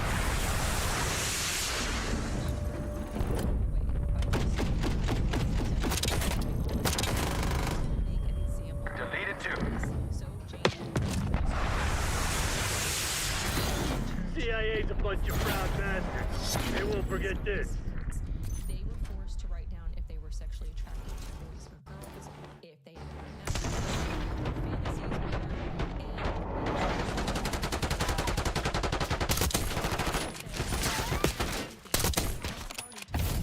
secrets, and so we'll know if you're lying. In reality, the boys never told us. Like 13 or 14 at the time, were forced to write in great detail all of this sexual stuff, and most of it, if not all of it, was completely made up. One of the boys later said that he didn't even know what masturbation was, but he confessed that he had done it just to get the ministers off his back. Then, they had written confessions, they were punished even further. They were no longer allowed to. Ethan Klein, there will be a free Palestine. There is nothing you could do. It's only a matter of time. Are you guys proud of me? Like, That wasn't too bad. All right, that was actually all right. Mike from PA. I'm gonna be honest. I've known about you for a while, buddy. A long while. Back when back with the embarrassing Bad Bunny shit. I've known about you from way back then. Bro, you should hook up with me, man. You should hit me up. We should talk. We should talk. And in the privately. Hit me up if you ever see this. Was going to be about Ethan Klein. I was like, okay, you just play it cool. Just play it cool. Just play it cool. I just recently met iDubbbz for the first time, and he's a really nice guy. It's kind of a battle of the internet, right? Like, Ethan Klein took his long dead channel. Domination. Secure the objective. Taking C. Defense of Israel's jets. Zone C secure. We're winning. Keep it up. Losing Bravo.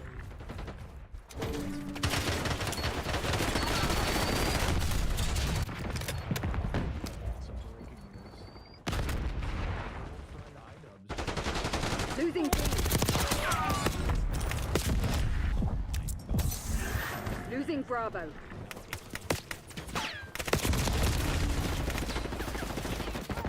Bravo lost. Holy fuck. They've taken the lead. Oh my god. I think the one thing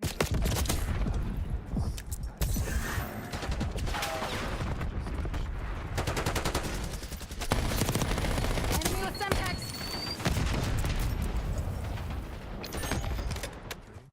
Securing Zone A. Drop it down, bro.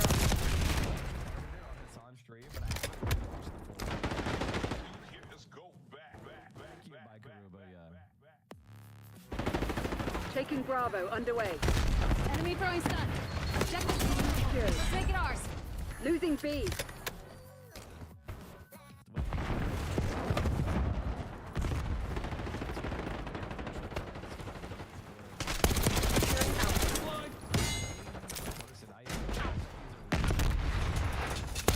Losing Bravo. We lost B.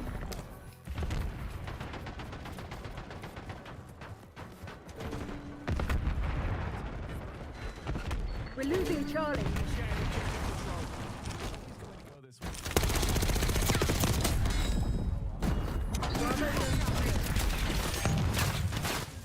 he's funny. Start, empathy. Those people that didn't, there has been one. Have a very important announcement. I watched Ethan Klein's content. I'm not going to call it content. on task.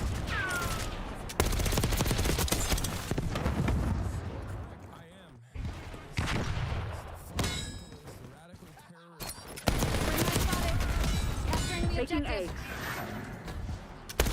Enemy filter confirmed. Taking Alpha. They're fake. He was right about that. That's not even in the... They're taking C. Securing Zone A. Taking A. Enemy field upgrade active. Losing B.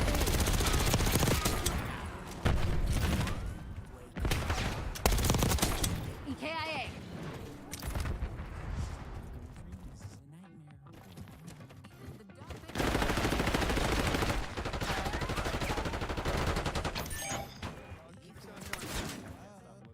The rug keeps moving. Securing Alpha. Losing Bravo. Taking Alpha. Bravo lost. React content yet, chat. Zone Alpha captured.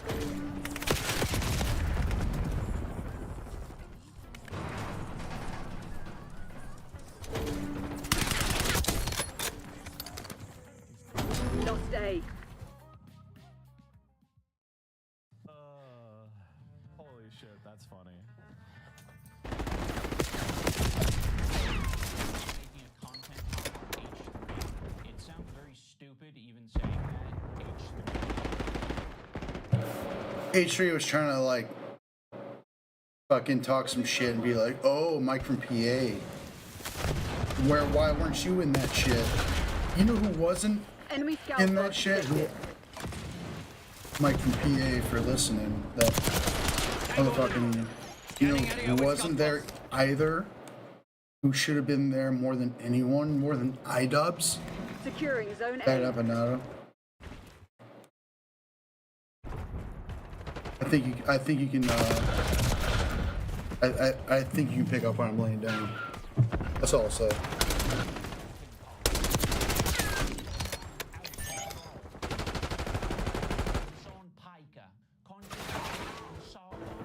Net call, napalm strike, inbound. Enemy care package above. Heads up! Molotov into pay. Finger off the trigger.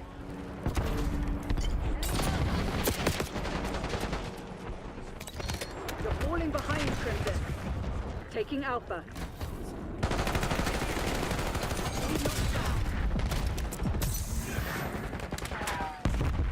We're losing Charlie. The lead is ours.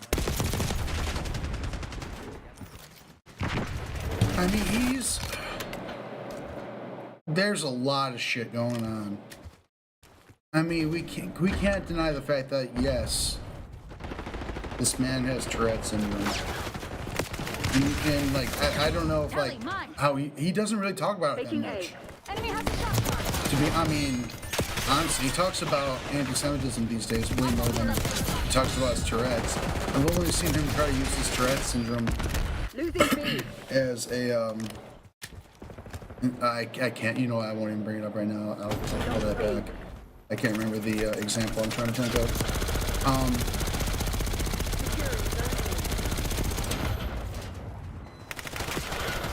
Taking So what were we just talking about? God damn it. I'm so stupid. I'm like the dumbest person ever. Okay, so alright, yeah. To be fair, he does have Tourette's. Enemy AGR is online. But he has been taking like drugs from his crew members for some reason, which is super weird. Yeah, but he's also under a lot of pressure. Personal. I mean, this is kind of where I'm thinking he's coming from to be 100. You know, he's like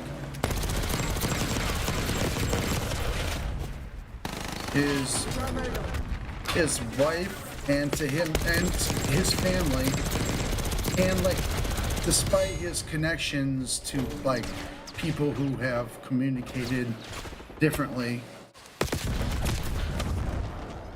like everyone around him who he loves with his, you know, who he should love, his wife, his family, are fully indoctrinated in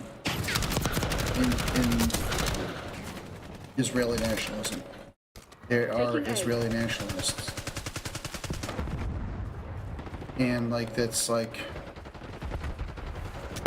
whatever. He'll be like, that's anti-Semitic, but like it's Zionism, and Zionism is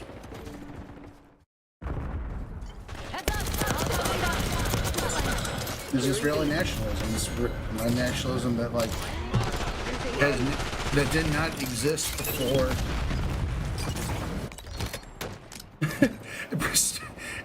Honestly, it doesn't predate like the Industrial Revolution, like by a whole lot, and that is 100% real. Taking the objective.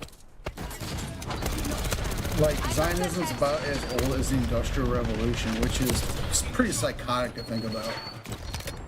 But you know, I mean, but so is all fascism. Fascism didn't exist before the Industrial Revolution.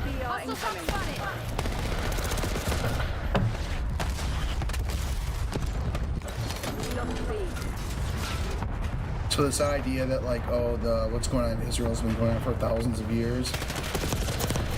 No. If there is a anti-Semitic fight that's been going on for thousands of years, it's been in Europe. But it wasn't happening in the Middle East.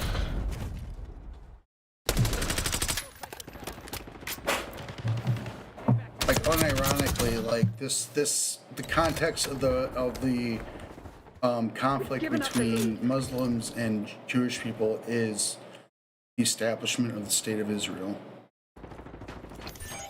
and the Zionist project. That is the beginning. You know what we see before that? Peace.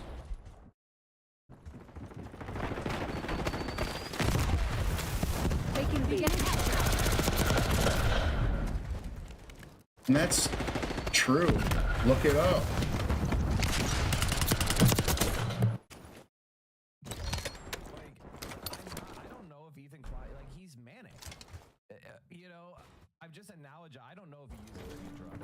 He is under a lot of shit. His family is all Zionists, and that's hard. I mean, whatever. Unless he's willing for Ethan Klein to abandon Zionism is to abandon his family, people he loved, his support system. So it's kind of like you can't. So in a sense, it's kind of hopeless, and we should just stop. I mean, because like to ask him to do that is to ask almost too much, or to ask something that like most wouldn't give up. You know, We got our ass kicked. This one's all theirs. like to ask Ethan to abandon Israel is ask him to abandon his family, or like his wife and parents, unless they decidedly turn against Israel. But like,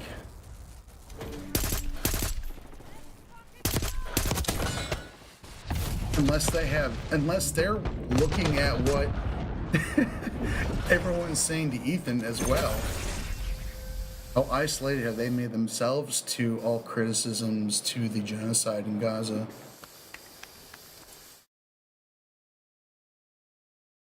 I don't get it personally. Like, that's just pretty. I mean, I didn't seek out seeing the images of what's happening in Gaza, but I've seen them.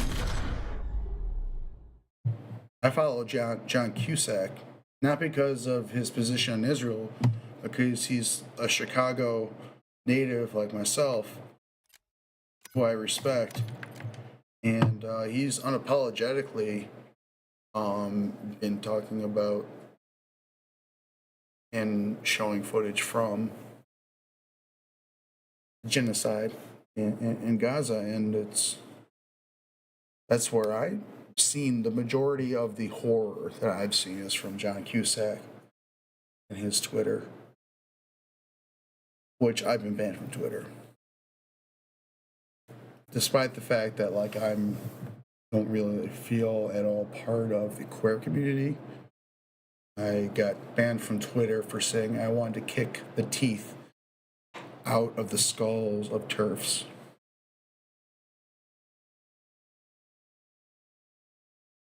And I stand by that statement. You can ban me from everything on earth.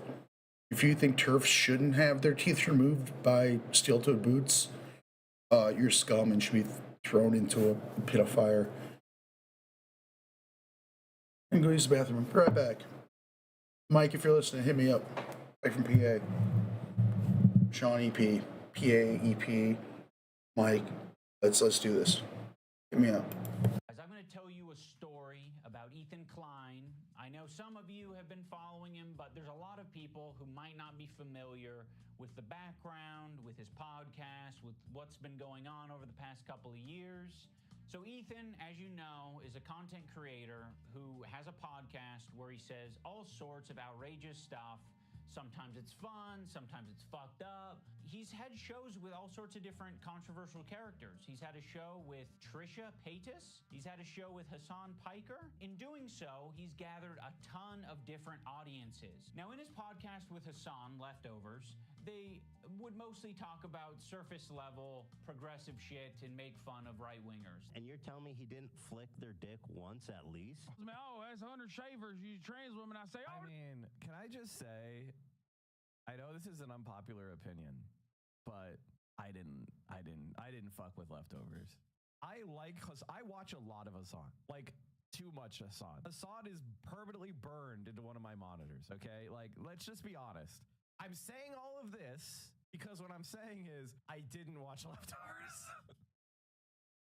I'm preambling all of this to say Leftovers was trash. Fear and amazing. Hassan streams, love them.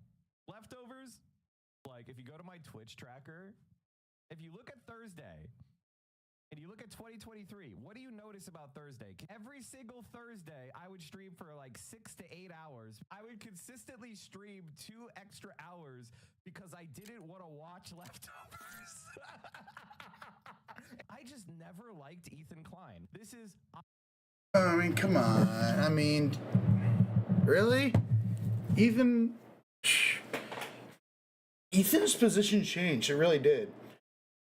I'm sure someone who can do a deep dive or look at the specifics, but his position on all the stuff he's talking about now, like leftism and Zionism, like he shifted. October 7th shook that dude. I think we can leave it at that. But he's a funny dude. Honestly, I laughed to this day when during his takedown of Vosh, which wasn't that long ago, when he was like, if this is the argument you want to do, then giddy up. When I think about that to this day and laugh. That's some of the funniest shit I've ever heard in my life. Giddy up. In that context, Ethan Klein's funny. He can be. He needs to, but he needs the Zionism shit is not funny. Period.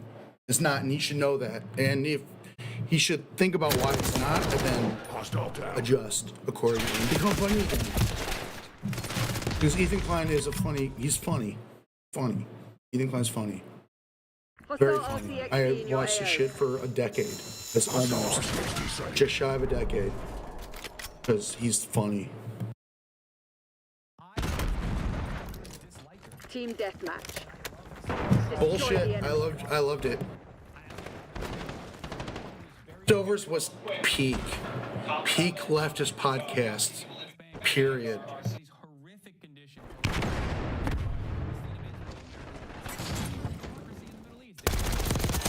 Terminated. Settlers are trying to evict Palestinian families in occupied East Jerusalem. The United Nations says that may be a war. Ethan was not prepared for this. Ethan, the whole time, is more of the goof guy, and that's fine. You know, we don't expect an expert on the topic. Ethan was obviously caught in a situation where he is extremely sympathetic to the Israeli cause and what's happening to them. Israeli, serving the IDF. He obviously likes the state of Israel. On the other hand, he's just got done capturing a massive progressive audience who are very politically savvy. Hassan is strictly a political streamer, so this is something they're very keyed into. So when you see Ethan say things that are just like not accurate and it's just propaganda, they're gonna call it out. From the river to the sea essentially means the state of Phone marking care package LZ.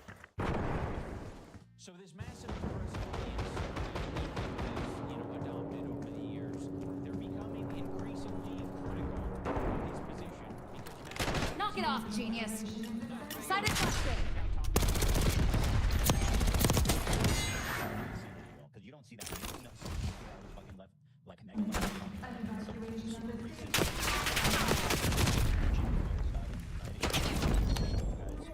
I never describe myself as a mega lefty, but maybe I should.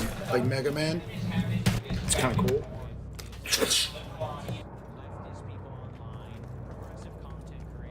Dun dun dun dun dun dun dun dun dun dun dun.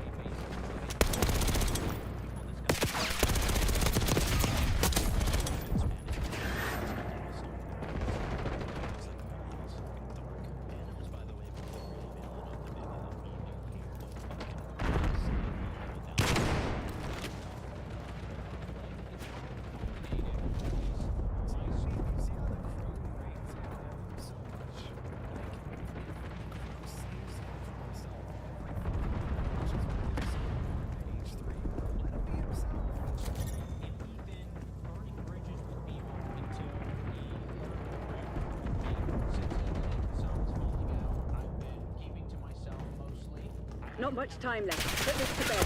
I see you.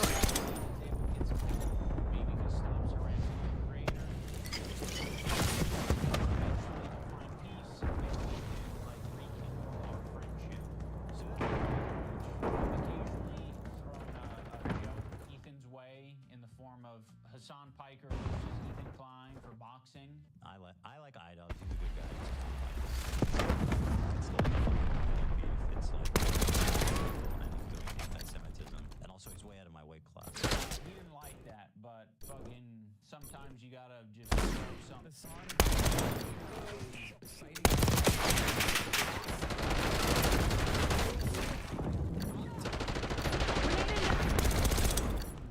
I used to work. Yeah, for sure. Sam Hyde. You better, you should hide. Because all fascists should get the fucking wall.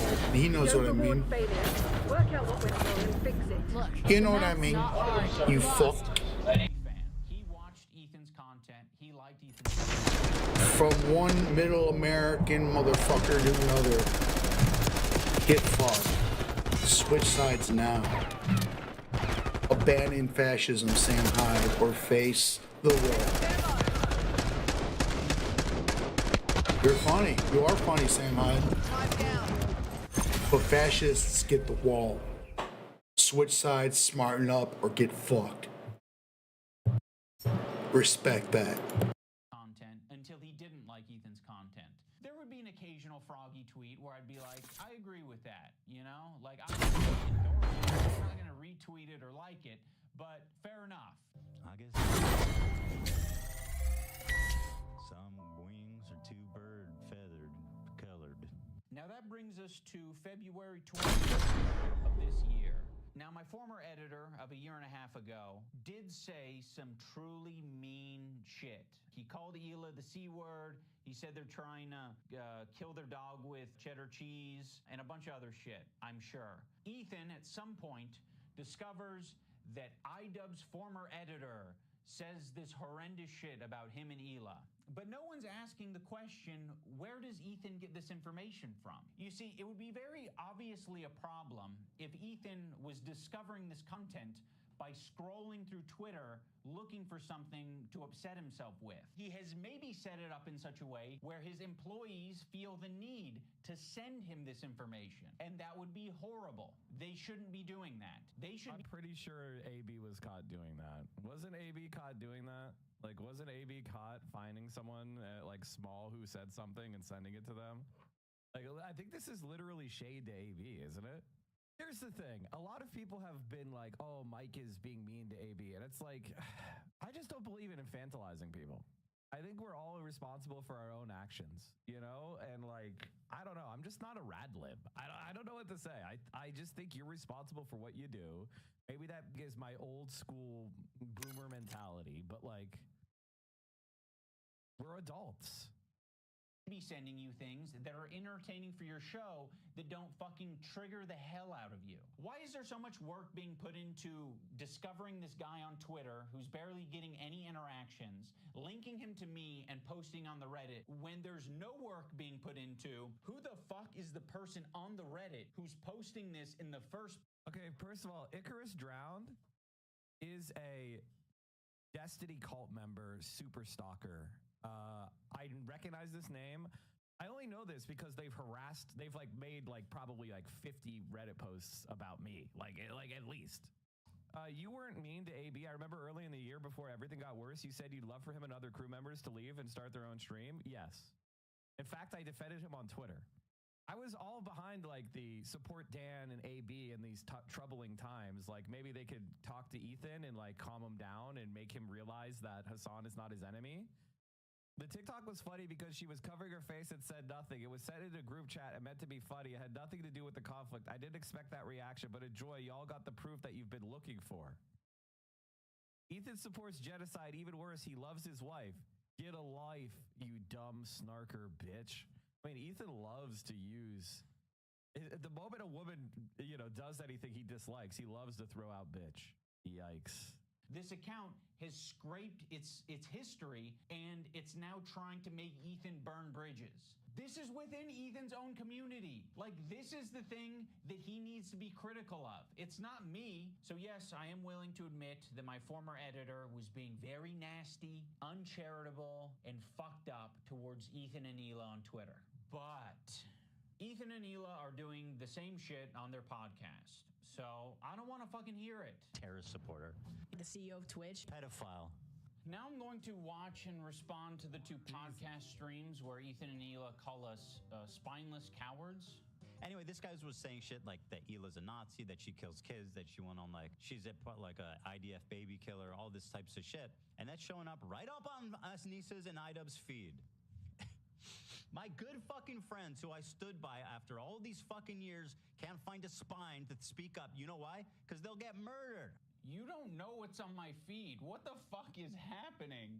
For all you know, I only use the For You tab. For all you know, I only use lists. For all you know, I'm seeing these things tweeted out by my editor of a year and a half ago and saying, God, that is nasty. I'm just not gonna throw someone away because they're having a parasocial weird moment.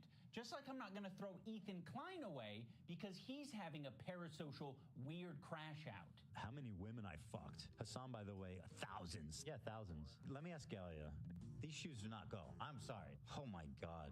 Hassan's the type of dude who watches himself in the mirror when he has sex. Watching me on a 30-second delay on your stream. Wait, how does he know I'm watching already? Because you've been talking about it for the last 5 minutes. It's not a fucking petty beef. It's like, this guy is evil and he's doing anti-Semitism. These shoes do not go. I'm sorry. There are many people, I'm sure, who have unfollowed you for the things that you've said and done. And I'm sure there are even more people who have stayed following you because they don't want to throw the baby out with the bathwater. They don't want to throw someone away because they've had some hard moments. We're all fucking human. My good fucking friends who I stood by after all these fucking years can't find a spine to speak up. Mike needs to talk a little more. You hear me, Mike? I mean, unless you're going to be playing something. You know why? Because they'll get murdered. And what you're saying to me is that I'm a bad friend and I'm a piece of shit. I'm spineless. I'm cowardly because I am following someone on Twitter. Hardpoint. Capture the objective. It's not. Hardpoint is secure. Actively participating.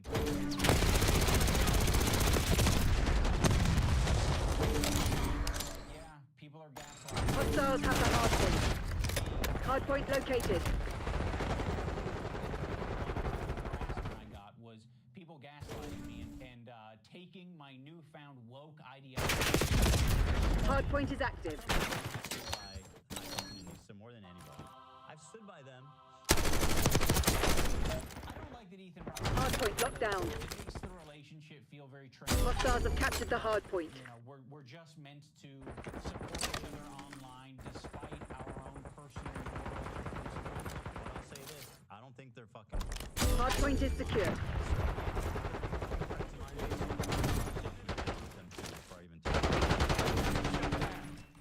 Like, I don't need any fucking halfway.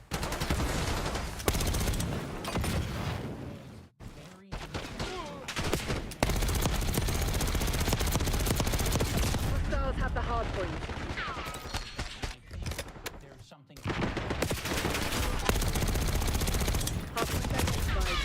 Willing to publicly say something about my former editor and then want halfway friends. I also want Hardpoint active. halfway friend. I don't Hardpoint want locked down. someone who's going to give me like an ultimatum.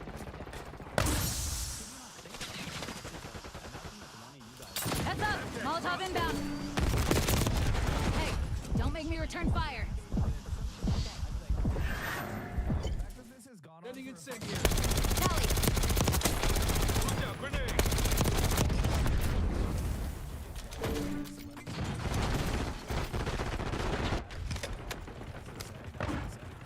We've claimed the advantage, now hold it.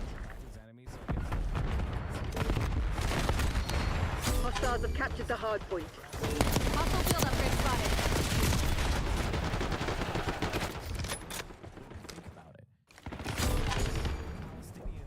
Hardpoint located. Hardpoint is secure. Enemy RCXD detected.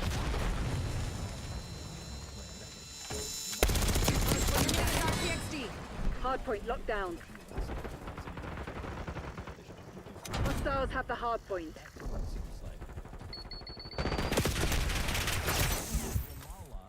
In the West Bank, a terrorist city.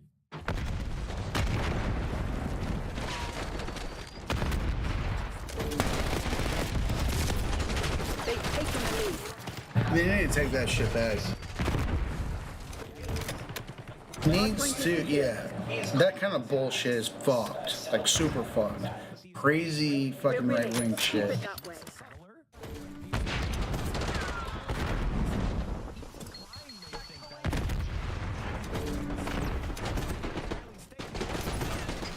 Enemy field upgrade active. Hardpoint identified.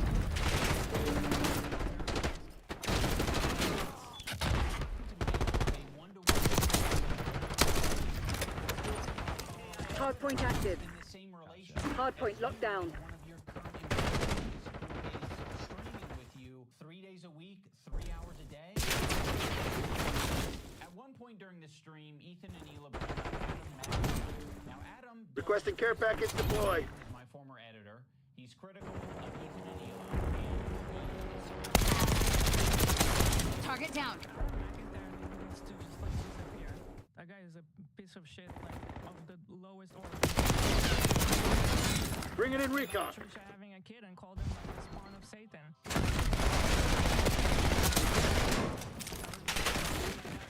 Deploying sensor. To be like cheering on, but I wasn't gonna cheer that on. Hardpoint located. Disgusting. Hold the line, Crimson. This is ours to lose. Hardpoint is active. Hostiles have captured the hardpoint. Hostile field upgrade spotted. Unfortunately, they never made a statement.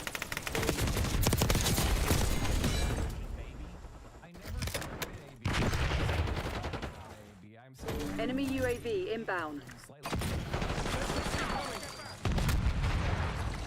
Baby's a bitch in a cup.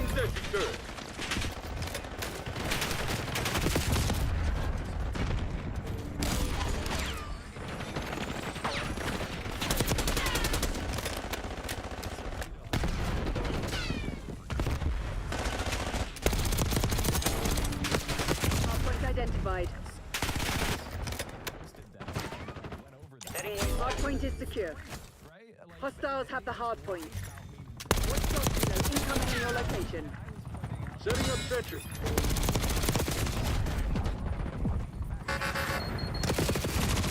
TACCOM, give me a UAV.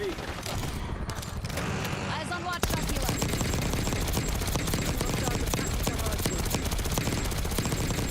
Neutralize enemy helo.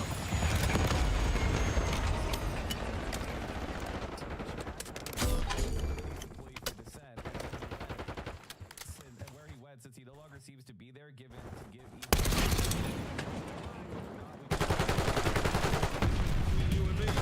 Hey, finger off the trigger. Enemy grenade. Enemy with Semtex. Get this back, asshole.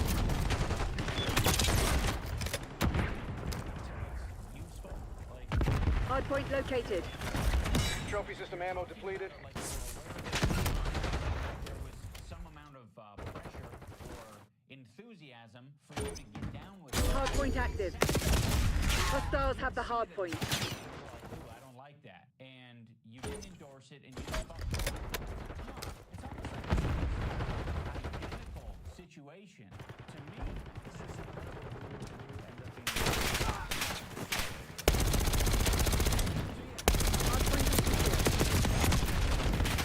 the good guys. As are marking care package LZ. Enemy dispatch.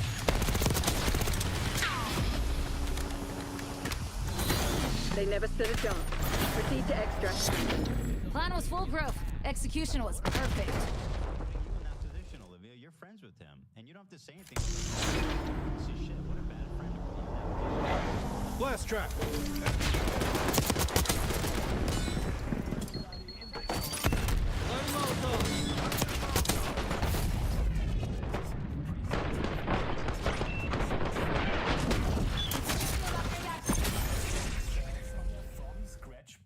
Skills, but today we will shed a light on both underrated factory content and well-known patches that had a far greater impact on music history than your 10,000 bucks generative Eurorec abomination. Solid bass, lately bass, all kinds of old Yamaha synths. Let's start this out with one of my absolute favorites. Given the unspeakable horrors of FM synthesis, it doesn't come as a surprise that instruments like the DX7 are infamous for their presets, while iconic patches like E-Piano 1 from Yamaha's Coffin of Coldness have been beaten to death in more of your grandma's favorite songs than any human could bear. The slick bass tones of vintage budget synths based on Sega Genesis-like 4-operator FM technology still sound fresh, in contrast to synths like the DX100 and FBO1, known for the solid bass preset. The lately bass patch of the TX81Z makes use of a different set of basic waveforms, which results in a slightly different timbre.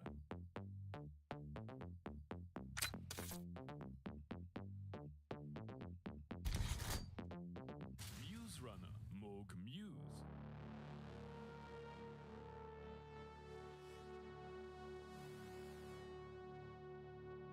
Moog isn't exactly known for polyphonic patches. Yes, Gary Newman had a polymoog that actually worked, so the Vox Humana preset gained some popularity. But apart from this, Moogs are first and foremost about big mono sounds you don't need patch memory for. However, when their latest bug-infested nightmare, I mean flagship instrument, the Muse, hit the shelves in 2024, it was famous Cars sound.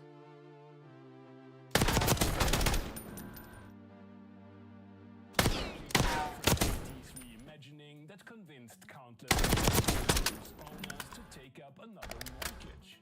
What Roland Alpha Juno.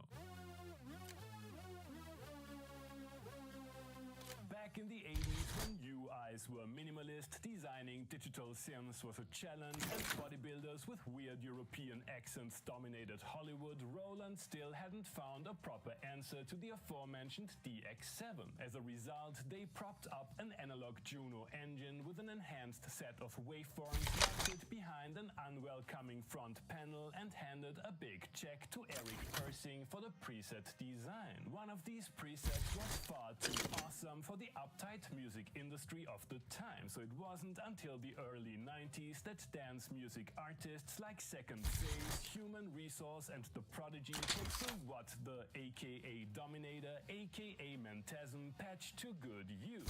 I need a glass of water now. Ski Jam Korg Wave Station. Not all presets are designed to change the course of music history. Some of them serve one purpose and one purpose only: selling synths. Ski Jam, a complex wave sequencing contraption found on all Korg wave stations, is a prime example of a preset turned salesperson, and while I'm not aware of any tracks the patch was actually used in, it certainly triggers severe PTSD in everybody who worked at a music tech retailer in the 90s. Roland D50, too many great presets. In spite of being a deep and highly programmable milestone in synthesizer history, the D50 is known for its presets. Again, mostly because it is such a PITA to operate. So the question is not if this synth needs to be included in this video, but which preset is considered to be the most iconic. Chances are that Enya enjoyers are already typing a 1,000 words essay about Pizzagogo down in the comments. Fantasia is, of course, a classic, and I still haven't figured out how they were able to pull off the digital native dance on this arcane 80s UX nightmare. But in my humble opinion, nothing beats the pristine beauty of soundtrack.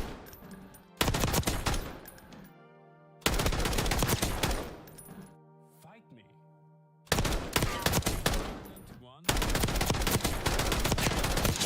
This video stem from hardware instruments, but when it comes to overused presets that made dollar signs pop up in producers' eyes, nothing comes close to the factory libraries of VST antiques like Silent One. The list of Silent One presets that made it to world fame during the 2010s EDM hype is long, so this is just a little glimpse into the madness.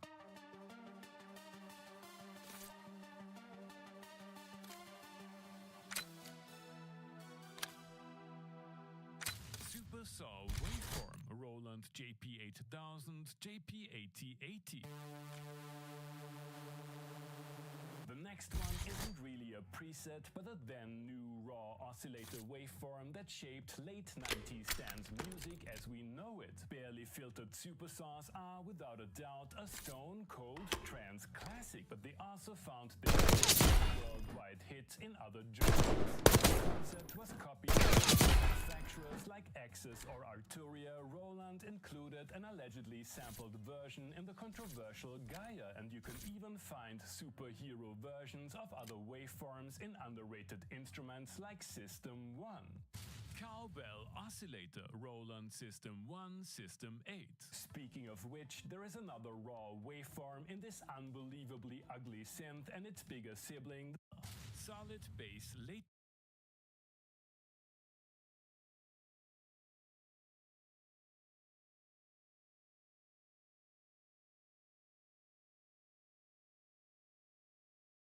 Piker bought a swastika sword and used it as an anti-Semitic dog whistle against poor oppressed Jewish man Ethan Klein. He also had CPS called on him, and Hassan Piker also allegedly chopped off these skulls with the swastika sword, which was coated in Sabra hummus. It was coated in Sabra hummus, of course, as an anti-Semitic dog whistle, and specifically an allusion to the fact that Ethan Klein loves Sabra, meaning a Jew born in Israel, meaning Hila Klein. You get that?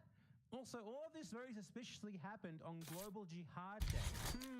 Can you imagine being someone who buys that? Can you imagine someone with the brain power, so little brain power, that you hear Ethan Klein just saying this insane made-up shit day in and day out, and you're like, yep, is this more dumb internet YouTube creator drama shit? Yes. But am I going to talk about it anyway? Also, yes, I am. Because I'm not here to change the world. I'm here to fill my bank account with Argentine pesos converted from American dollars, which is currently being done at a highly unsustainable because Harvard, with the midterm elections coming up, is desperately trying to get his poll by selling Argentine bonds and taking on a massive IMF loan, thus taking on a ton of debt for the purpose of artificially inflating the value of the Argentine peso. What this means is there is later going to be a massive economic crash.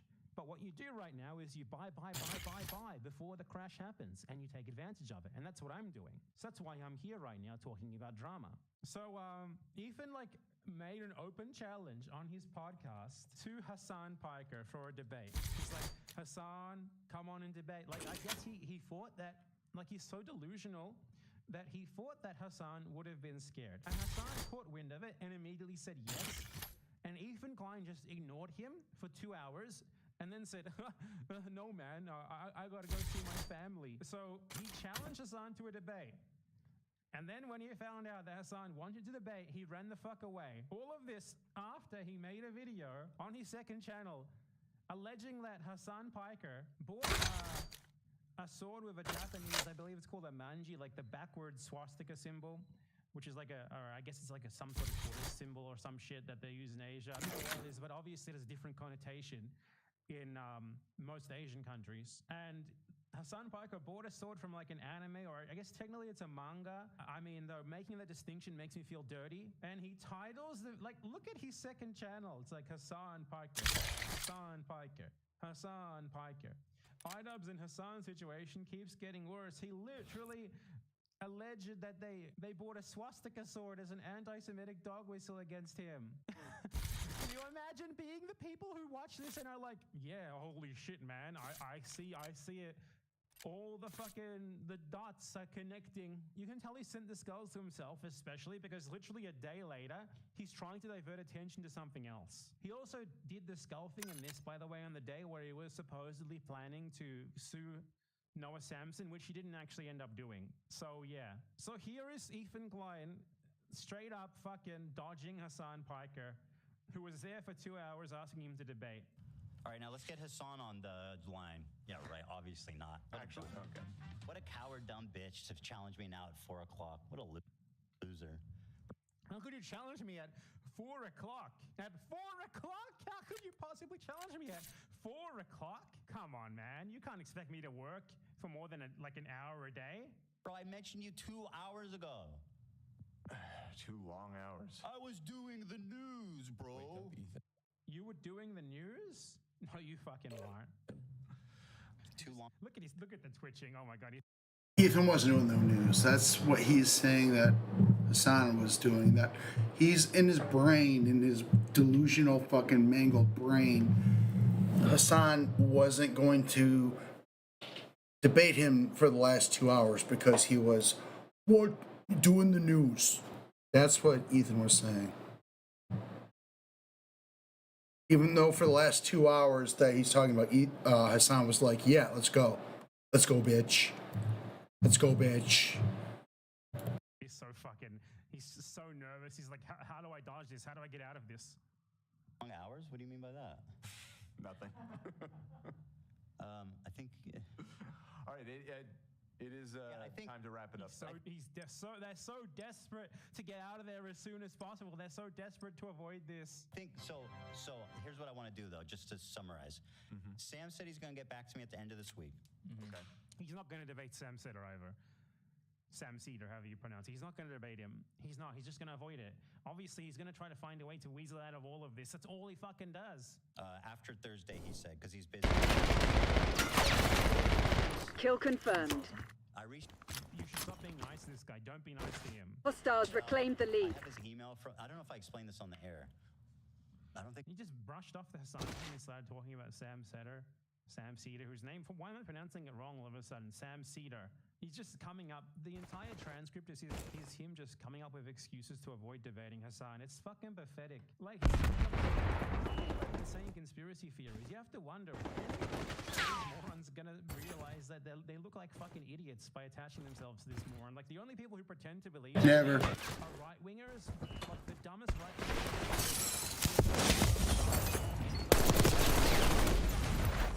and even used to shit on them.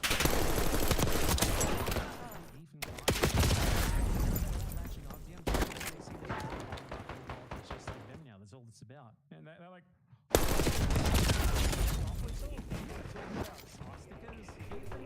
for one, Ethan Klein made an entire video when PewDiePie paid like poor, I think it was Indian men. He paid poor Indian men on Fiverr to literally call for the death of all Jews, and he was making a video as if it was funny.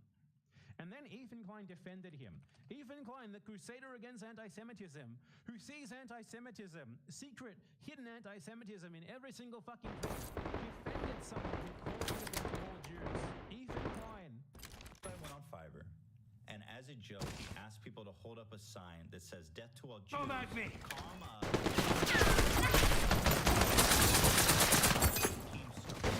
Hostile field upgrade spotted.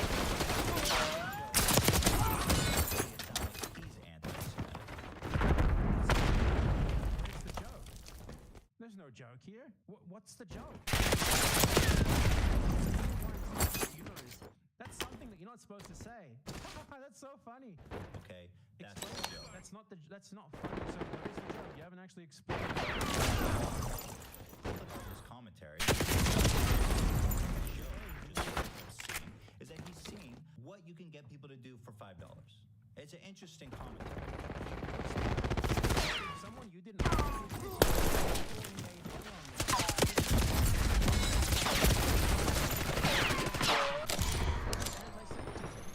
and you were okay with it because it was someone who liked you. Because you don't care about anti-Semitism. You are subtext.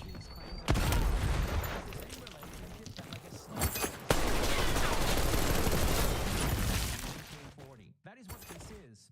Anyone who brings up anti-Semitism as he does in the context of Israel massacring people. Spotted enemy side. He's literally the exact same as a white slave owner bringing up enemy low, engaging hostile. Privileged white man, and you're just like theories in which other people are doing anti-Semitism against you with Sabra hummus dog whistles and anime sword dog whistles, like all of these secret things that are just in the background. And then you see someone literally called for the death of all Jews, and you defended them. And you think, okay, maybe the issue here is that Ethan Klein actually just doesn't like swastikas. Maybe it's specifically swastikas. What if there was a video that Ethan Klein drawing a Nazi swastika on PewDiePie? Not just on PewDiePie, but on a Sweden shirt, you know, just more like overt, like iron race supremacist dog whistles. What if that was a thing that we could actually do something very special? Oh yeah. Well, it wasn't my idea. No.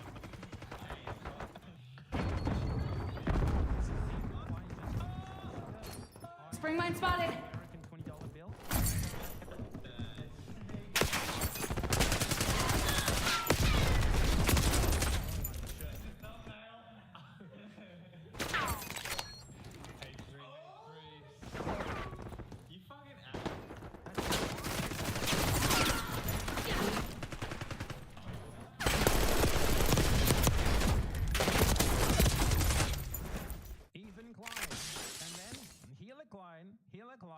Doesn't seem to have much of an issue of the actual real swastika that Ethan just drew on the man who called for the death of all Jews, does he?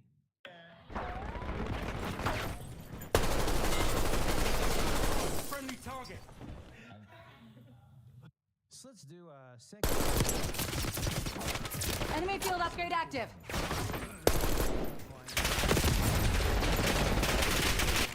Of making like secret coded. Target located.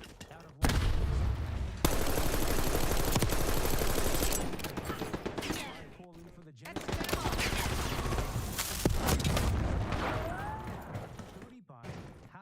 fucking said swastika shit. Swastika even fine too. That's not anti-Semitic or Nazi. He does in his show like twice a week. Not anti-Semitic nor pro-Nazi, nothing like that. Anti-Semitism is all of this.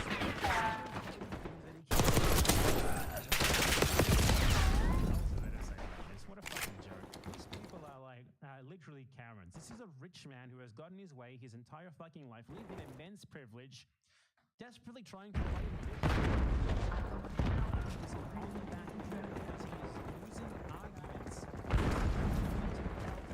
Genocide. He feels compelled to defend racial genocide. And his response to that is, well, I'm Jewish. I'm Jewish. Everything is anti-Semitism. It's not your downfall.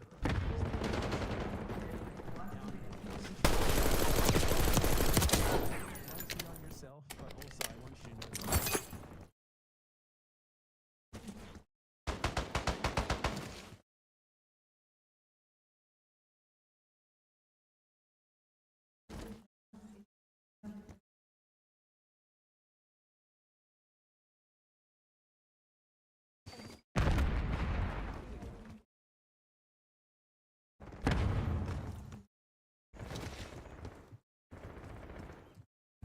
Precisely how and why there is no evidence of any rapes on October 7th.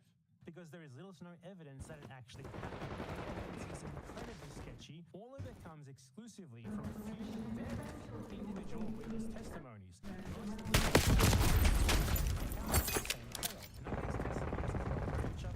has never been any. Many of the people who give these testimonies have intimate links to the Israeli state. Organizations like Zaka, which were the Israeli state. Other testimonies are on the surface as part of the Israeli state. Simply, there is no not simply Israeli state because they simply have no other corroborating evidence. And this is very weird.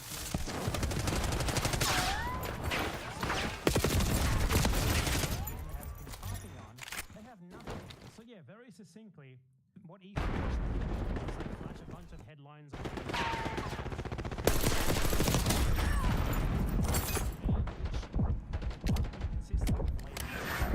only cropped up like 6 months later, conveniently when Israel made them as part of propaganda fixes because they were spreading this mass rape narrative. And the reason that I can imagine Ethan Klein is harping on this so much and why he takes so much exception to what Hassan said there, which is that even if there was rape, time short. Put your head down and secure the target. Being said there so as if it's just self-evidently true without form an argument for it, provide evidence for it. It's fucking ridiculous. Israelis. 40,000 people have died.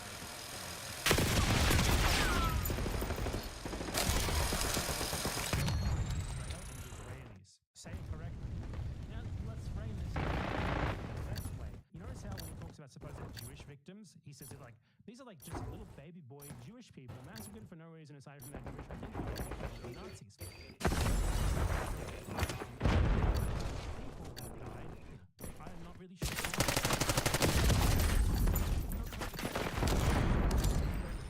I'm not going to tell you anything about them, like Palestinians. Why they were killed for being Palestinian. You notice the difference in framing? It's so clear. Report to the nearest extraction point. I have to make a call. He took us to the woodshed. Fall back while we still can. He always changes it to Jewish people. He never says Israelis.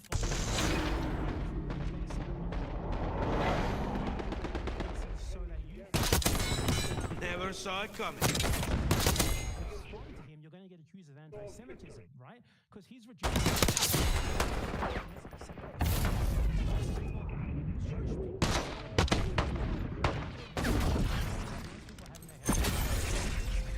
like someone in a striped jumpsuit in a concentration camp in the Holocaust. By this, even if their suffering on the whole is not as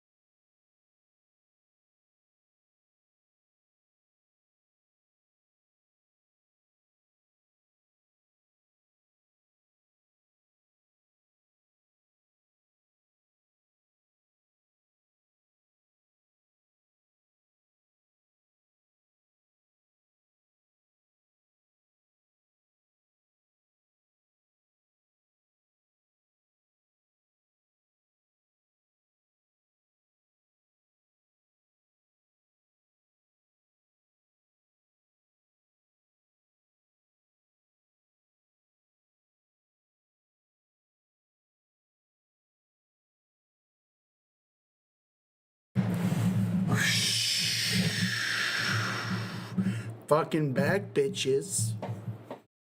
Back to this empty fucking room. The stream chat is as empty as my apartment. So it's pretty cozy for me. Can't lie. For all the children out there.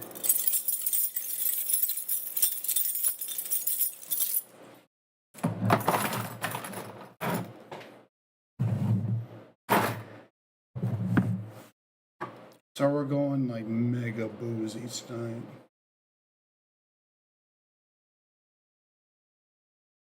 Because we don't give a fuck.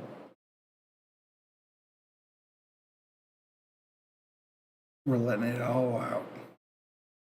Letting the hair down.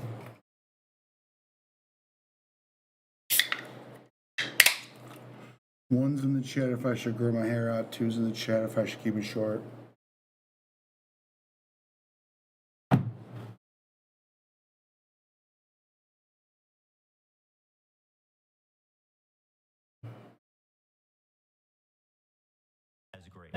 So that I'm an Israeli dual. The suffering as a whole, the suffering on both sides is caused by Israel. Israel does settler colonialism. The settler colonialism causes backlash from its victims. So it's not like the difference here is scale. The difference is not scale. The difference is the whole context. The difference is the violence of the victims versus the violence of the victimizers. And that's what you are leaving out here entirely. Citizen. My wife is Israeli. My kids are half Israeli. And the fact that you're an Israeli dual citizen is fucking horrible. This is not something to credit. This does not make you more credible. This does not make you more sympathetic. You are an American who chose to move to Israel. In Israel, there is a law called the Law of Return that gives automatic citizenship to who they consider to be ethnic or racial Jews, purely on an ethnic basis. So Ethan Klein, as an American, had the right to move to Israel and be given immediate citizenship. Meanwhile, there are millions of Palestinians in Gaza, in West Bank, and all around the world who are actually from the land that Israel is currently occupying. They and their families were expelled from there. Are they allowed to return? No. No, actually, if they tried to return, they would get shot and killed. So Ethan Klein, an American, brings up the fact that he was allowed to return to a land that he has absolutely nothing to do with. And he was happy to go there. He was happy to be granted citizenship on nothing but the basis of ethnicity, to move into land, homes, area, all, this nice little country called Israel that can only exist at the cost of Palestinians. And he was happy to go there and get all the advantages that this affords to him, that the accident of birth of him being Jewish affords to him, at the expense of Palestinians, and he brings this up as if it's a positive thing that makes him more credible. It's the exact opposite. That you are someone who, you weren't born in Israel, you chose to move there. That makes you less than credible. That means that anyone analyzing what you have to say should always be on guard and always be incredibly suspicious of your motivations. Because at the end of the day, you are the equivalent of someone who moved from the USA to Nazi Germany to go and conquer. My entire experience is Israeli. I lived there for 5 years and with the country. That's a bad thing. One of the biggest issues. If you have an emotional connection to an ethno-state, that's a bad thing. Choose this community was a two-state solution, while they are in favor of their theory is that after the October. So you are in favor of a two-state solution. You are in favor of the existence of Israel. What is Israel? Israel is an ethno-state for one ethnicity that came into being only as a result of the massive expulsion and killing of people who were there before, and as much as they thought they could get away with. Therefore, okay, so you support that. You are an ethno-nationalist. You are a Zionist as well, because that's what Zionism is. And the fact that you want to leave Palestinians with crumbs and keep them out of the land that you and yours stole from them for their own ethnic benefit on an ethnic basis, and try to satiate them by giving them their own Bantustan off to the side or whatever, while they're still barred from returning to the home and land that you stole from them. Again, on an ethnic basis, in the name of maintaining a Jewish majority and Jewish ethnic privilege in Israel. I don't know how you bring that up so simply like that, like it's nothing. That you're in favor of a two-state solution from pure pragmatism, position, is not like, I think that we should have a Jewish state because we need to maintain a Jewish majority, blah, blah, blah. His position is more, end the suffering of Palestinians at the hands of Israel, try to get like as good a two-state solution as possible to that end. Ethan's position, though, Ethan's position is basically like the Palestinian enemies cannot be trusted. The people who we've expelled, who we've massacred, who we've genocided, they hate us. Ergo, we need to keep excluding them. 7th attack, Israel should just dissolve its borders and let Hamas enter Israel unrestrained. Borders? What do you think? It's so weird how he frames this as like Hamas. Like all Palestinians are Hamas, I guess. Israel should have done. Like he literally frames like the process of moving towards a one-state solution as if like it would not be a process at all, as if like one day Israel would just like say, okay, we're dissolving our state, it's gone, goodbye, and then suddenly like all of the evil Hamas Palestinians at the border all just flood in with their AK-47s and their innate hatred for Jews, and they just take it all over. I don't think this man is sentient. I don't think he knows what's going on around him at all. His framing of the one-state solution is genuinely insane. Like he seems to think it would not be like the end result of like a long process of negotiations, of like smaller settlements preceding it. He doesn't think it would possibly be anything gradual. He just thinks it's immediately like Hamas being like, okay guys, let's go. Here's our chance. Kill them all. And he said Hassan has the political understanding of a child. I mean, Hassan may, but Ethan certainly does.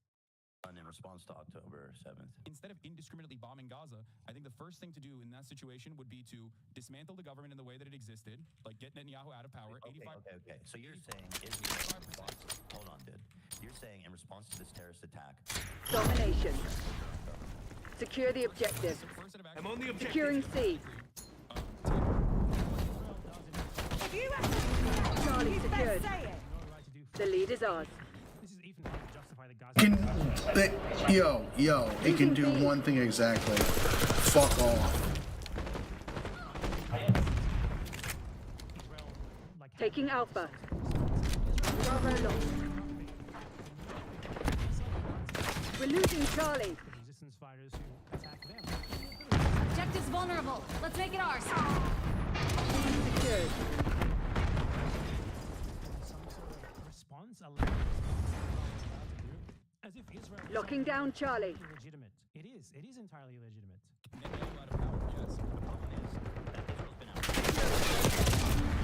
Losing Bravo. Justifying Israel. Lost B. What Israel does is complete terror. Reframing victim and defender. Israel is not armed to attack. Israel is a genocidal settler colonial project that can only exist in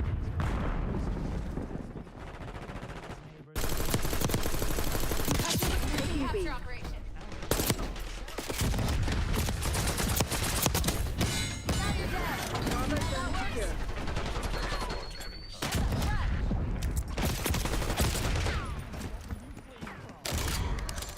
Losing B.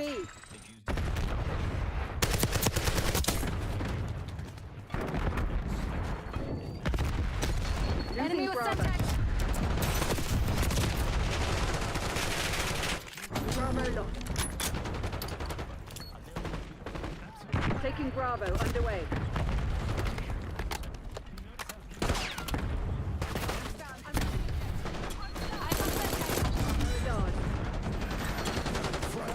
Spotting Alpha.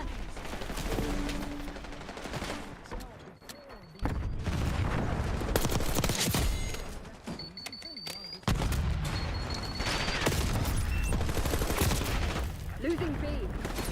Enemies destroyed your trophy system. Losing Bravo.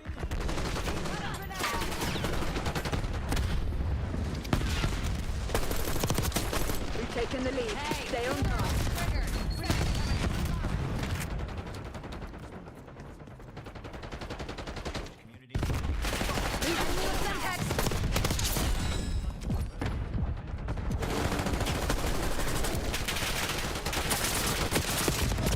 Losing Bravo. Deploying RCXD. Lost B.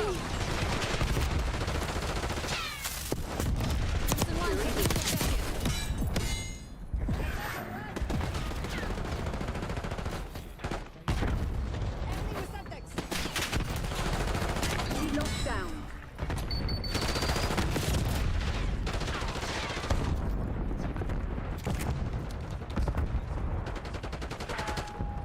Losing B.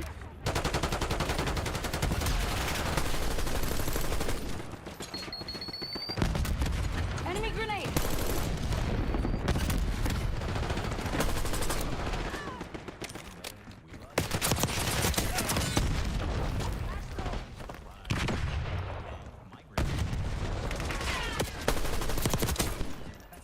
Identified enemy cross track. Thermal!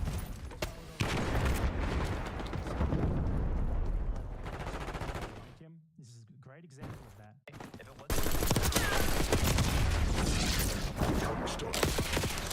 Losing Bravo. Had to leave everything behind.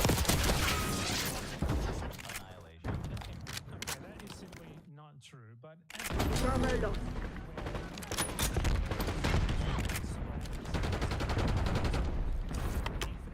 at least kind of acknowledge this.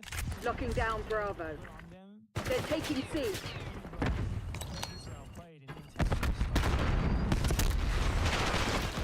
Securing B. We're losing Charlie.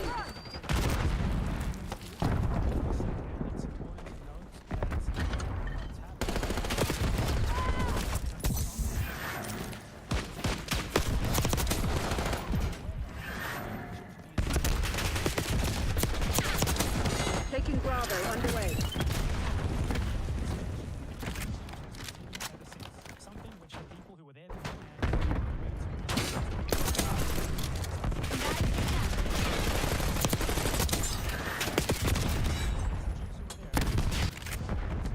Taking B. they present this as like some sort of immediate expulsion. They're taking C. Was not that. We're falling behind, Crimson. Hostile trap sighted. Bravo Dave. Lost C. Taking C. Organizations in the entire world struggle. Morocco was still a French colony at this time to have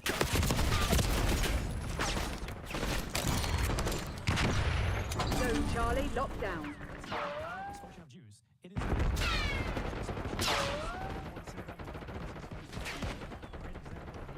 lying, huh?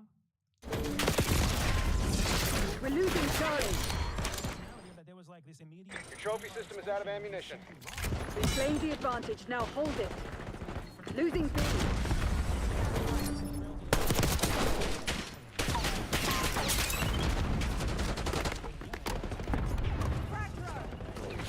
Losing Bravo. We lost B. Securing B. Capturing the objective. They're taking C.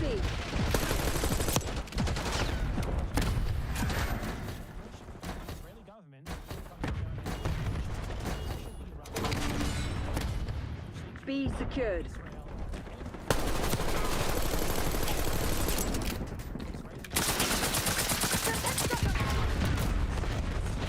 We're losing Charlie. caused by Israel. Losing B. Enemy grenade!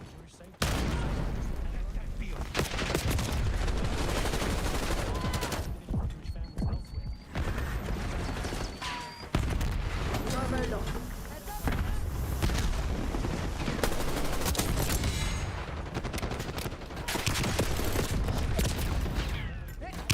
Locking down Bravo.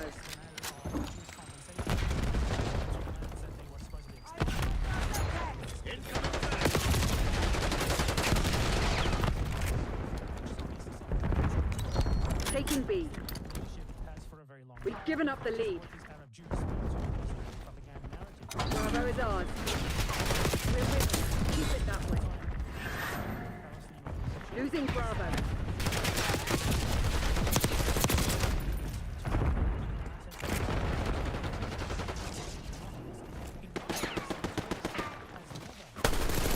Losing B. They're taking C. Eyes on set, guys. Still alive. Losing Bravo. The objective. Taking A.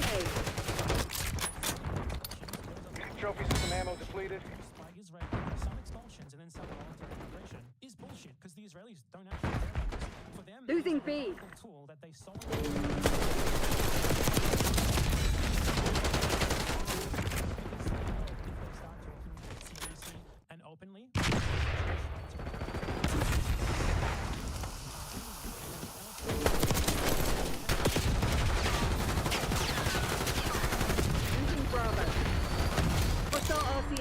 your AO.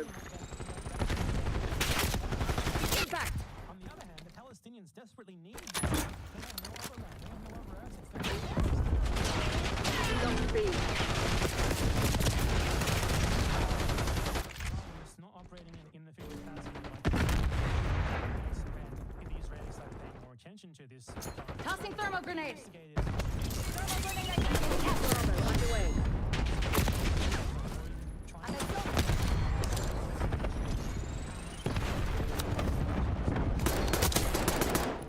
Heads up! Arcade is up. Hostile UAV established overhead. Securing B. TACOM, I need eyes overhead. Taking Bravo underway.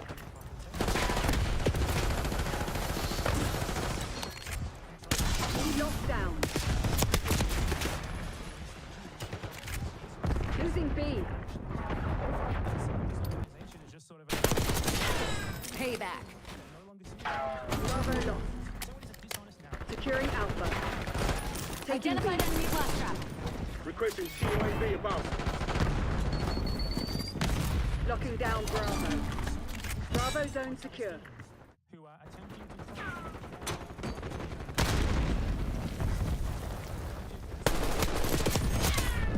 Taking Is Alpha. vulnerable. Let's make it ours.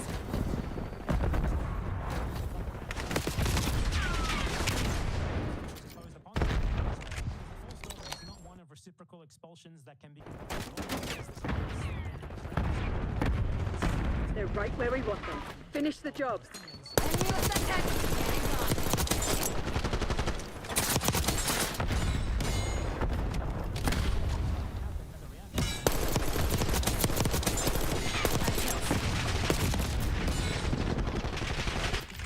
Seriously wants to put Jewish or Israeli property in these Arab countries. These Arab countries have been attempting to normalize. You made it look easy, Crimson. Like had nothing to do with it. We were just better. Negotiations has never tried to press them for the return of Jewish property.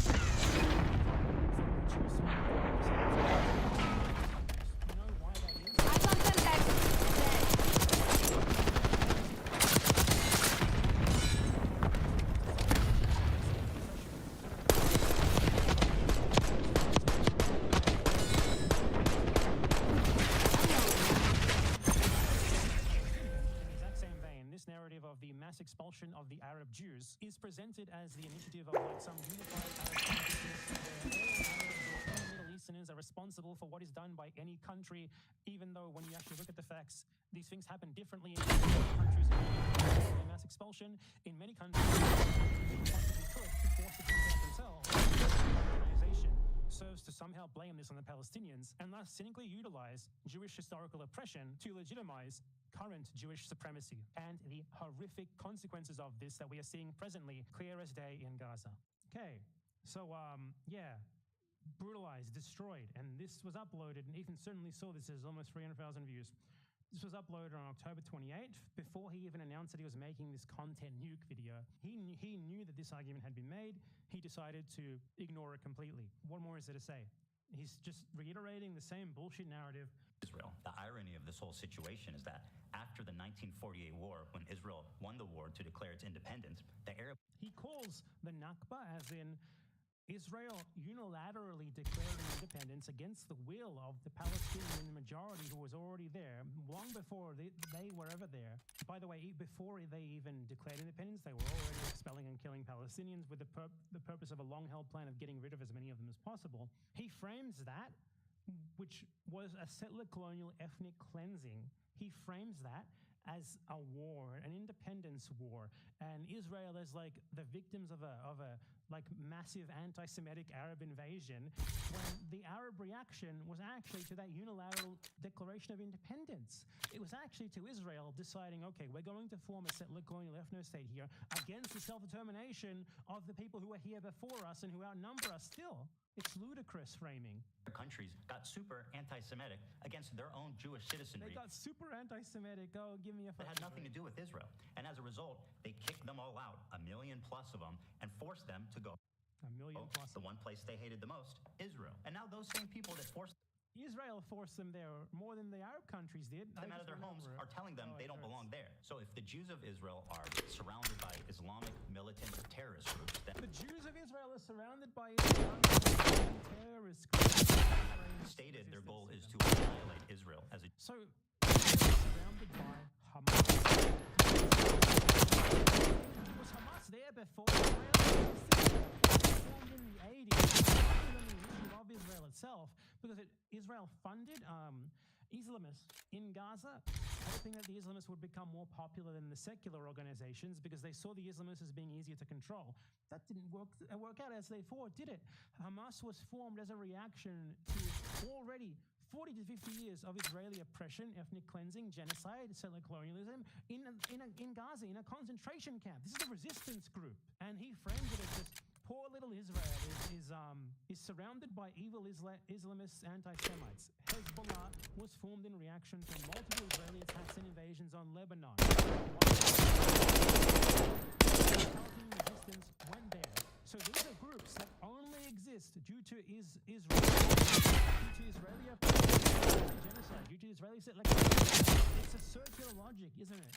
Israel does settler colonialism, Israel does genocide, Israel brutalizes people, Israel steals their land, Israel ethnically cleanses them, Israel forces them into concentration camps, Israel continues today to settle and attack their land, take as much as it possibly can from them, to brutalize them. Those people form groups out of whatever little they have, whatever little they can do to fight back against that rather than just dying on their knees. And Ethan Klein uses the resistance that is bred by what Israel does to justify what Israel is. It's this idiotic circular logic of perpetuating genocide, of perpetuating settler colonialism, of perpetuating the situation. Israel is framed as like this poor little baby boy that out of no fault of its own is now hated by these damn Islamist terrorists for no reason whatsoever, somehow not mentioning the situation that these supposed evil Islamist terrorists even cropped up in. It's literal Nazi logic. We invade these people, we kill them, we steal their land because they're subhuman and we don't want them there and we want them gone. They form resistance groups and they fight back against us.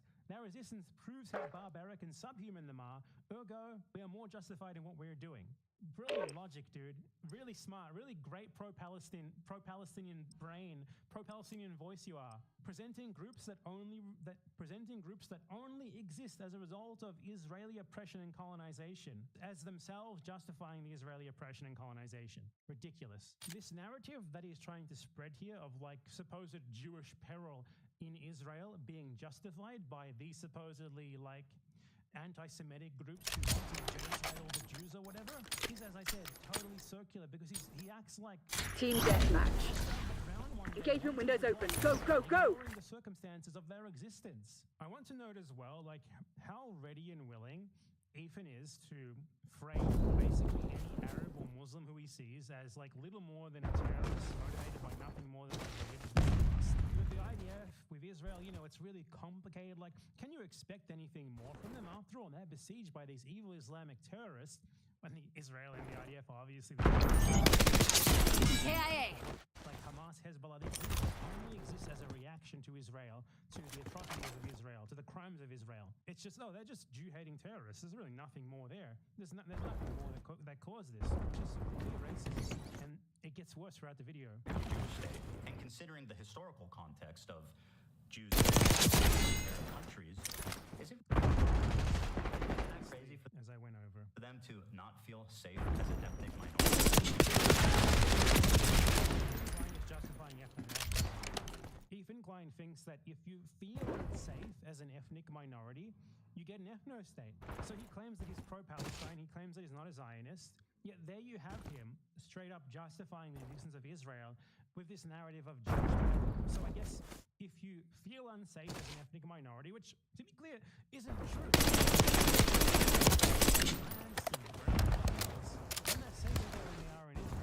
Israel is a colonial state. Colonialism breeds resistance. Obviously, they are way, way safer.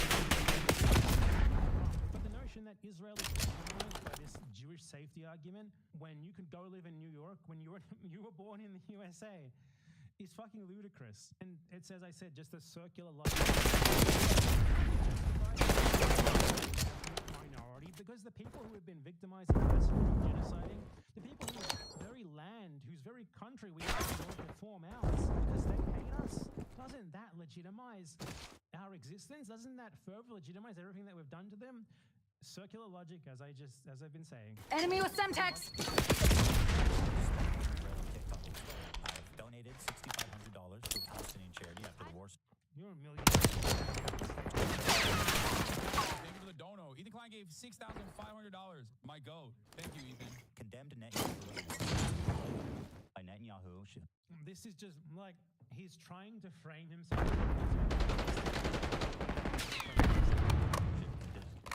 Disgrace and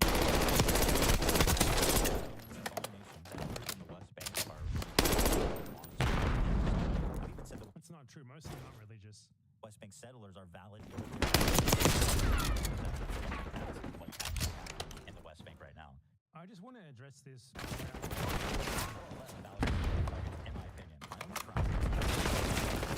In the West Bank of our military targets, I don't even explicitly agree with that. Like, I understand why Palestinians might target them. I mean, they're fucking stealing your land and homes. Would you not be angry at them? Would you not attack them? However, calling them valid military targets, like, in their entirety, I don't know, man. I think military energy would be, the actual it's completely and logically incomprehensible to say that you think West Bank settlers are military targets, but you think the Gaza envelope anti-Semitic massacre of Jewish civilians. Because most There's a mole among us. Find them. They're behind a wall that separates them from Palestinians. There's not really any easy access. The ones on the front line who are like actively trying to steal the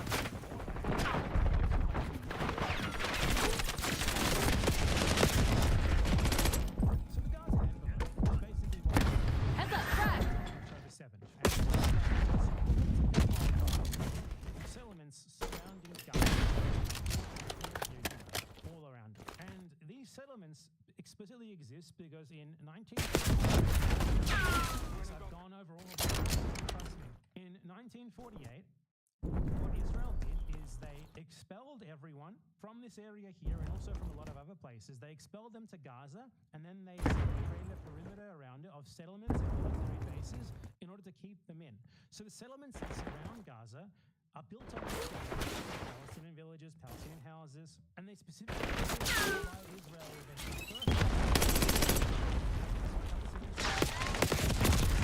places that they were expelled from. Again, this was assigned to determine the location of new settlements around Gaza, which would be integrated into the territorial defense system in order to basically defend against Palestinians. Essentially, these settlements exist as colonial frontier human shield settlements in order to keep Palestinians confined into Gaza. They are the front line of defense, which is why there's so many military bases all around them. And quite simply, those who choose to live in these settlements are way worse than most West Bank settlers. Even worse. I'm not saying West Bank settlers are good. They are crazy, maniacal murderers. Maniacs. But people who live in the Gaza envelope settlements Bringing trophy online.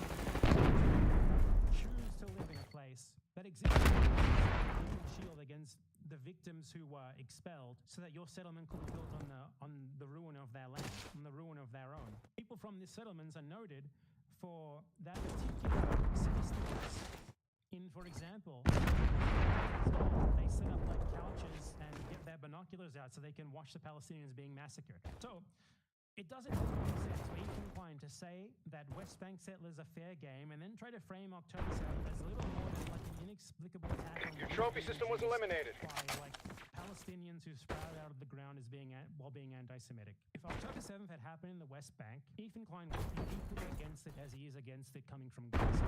And I think it's ridiculous that he pretends otherwise. It's ridiculous that he would say something like that he clearly does not believe in, just to try and frame himself as pro-Palestinian, as if we all can't see like the context of what he has said before and what it means about his ideology and what he openly said in this video of the status, because he believes that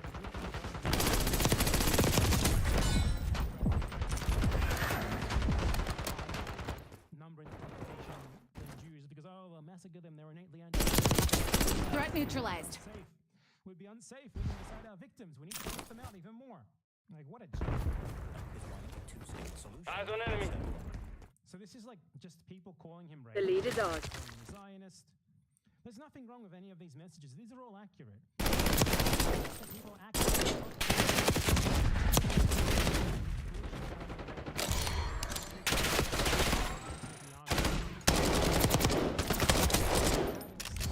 arguing with everything else that I've gone over with his slimy whitewashing of the Nakba. I mean, he's obviously a Zionist. I don't need to go on here. He's obviously a Zionist. He thinks that just because he says he's like a liberal Zionist instead of like a Netanyahu. Guess what? I have another liberal Zionist. Liberal Zionism and why it's crap and bullshit that you should definitely check out. If you're gonna watch one of the videos that I recommended you of mine here, check this out. We've been infiltrated. Hostile sleeper removed. I'll explain a lot of this stuff here. Hostile threat down. And thinking it's not okay to kill Israeli civilians. That's it. That's why they're calling me a Nazi. He said it was okay to kill Israeli.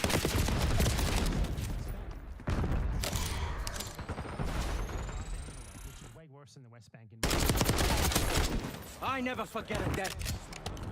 I'm even getting harassed on the street. So how come you don't like Palestine? I like Palestine. Why do you say that?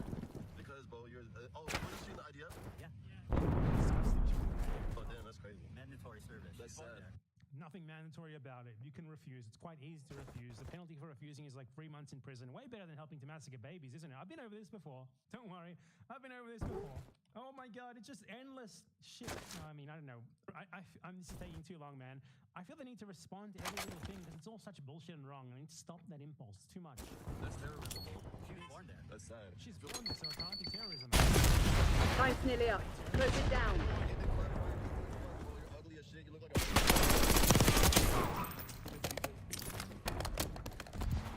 feel bad for you guys. You're ugly as shit. You look like a rapist. I say nothing wrong with this. I'm tired of all these coward Americans in the South trying to act like this. They've taken the lead. You don't even run your own country. You don't run your own country, bro.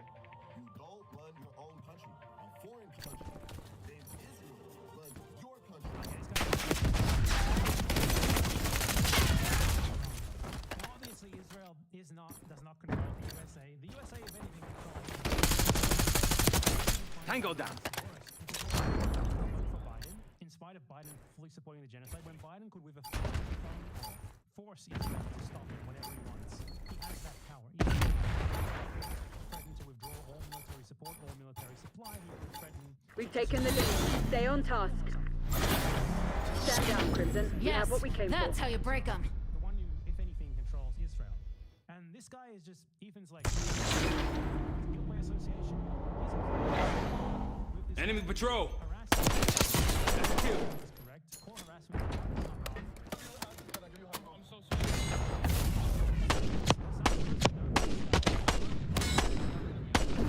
Not this time. This guy likes Hassan. Ethan, do you know the people who like you? If you want to do guilt by association, let's talk about like hundreds, thousands of his fans, Ethan.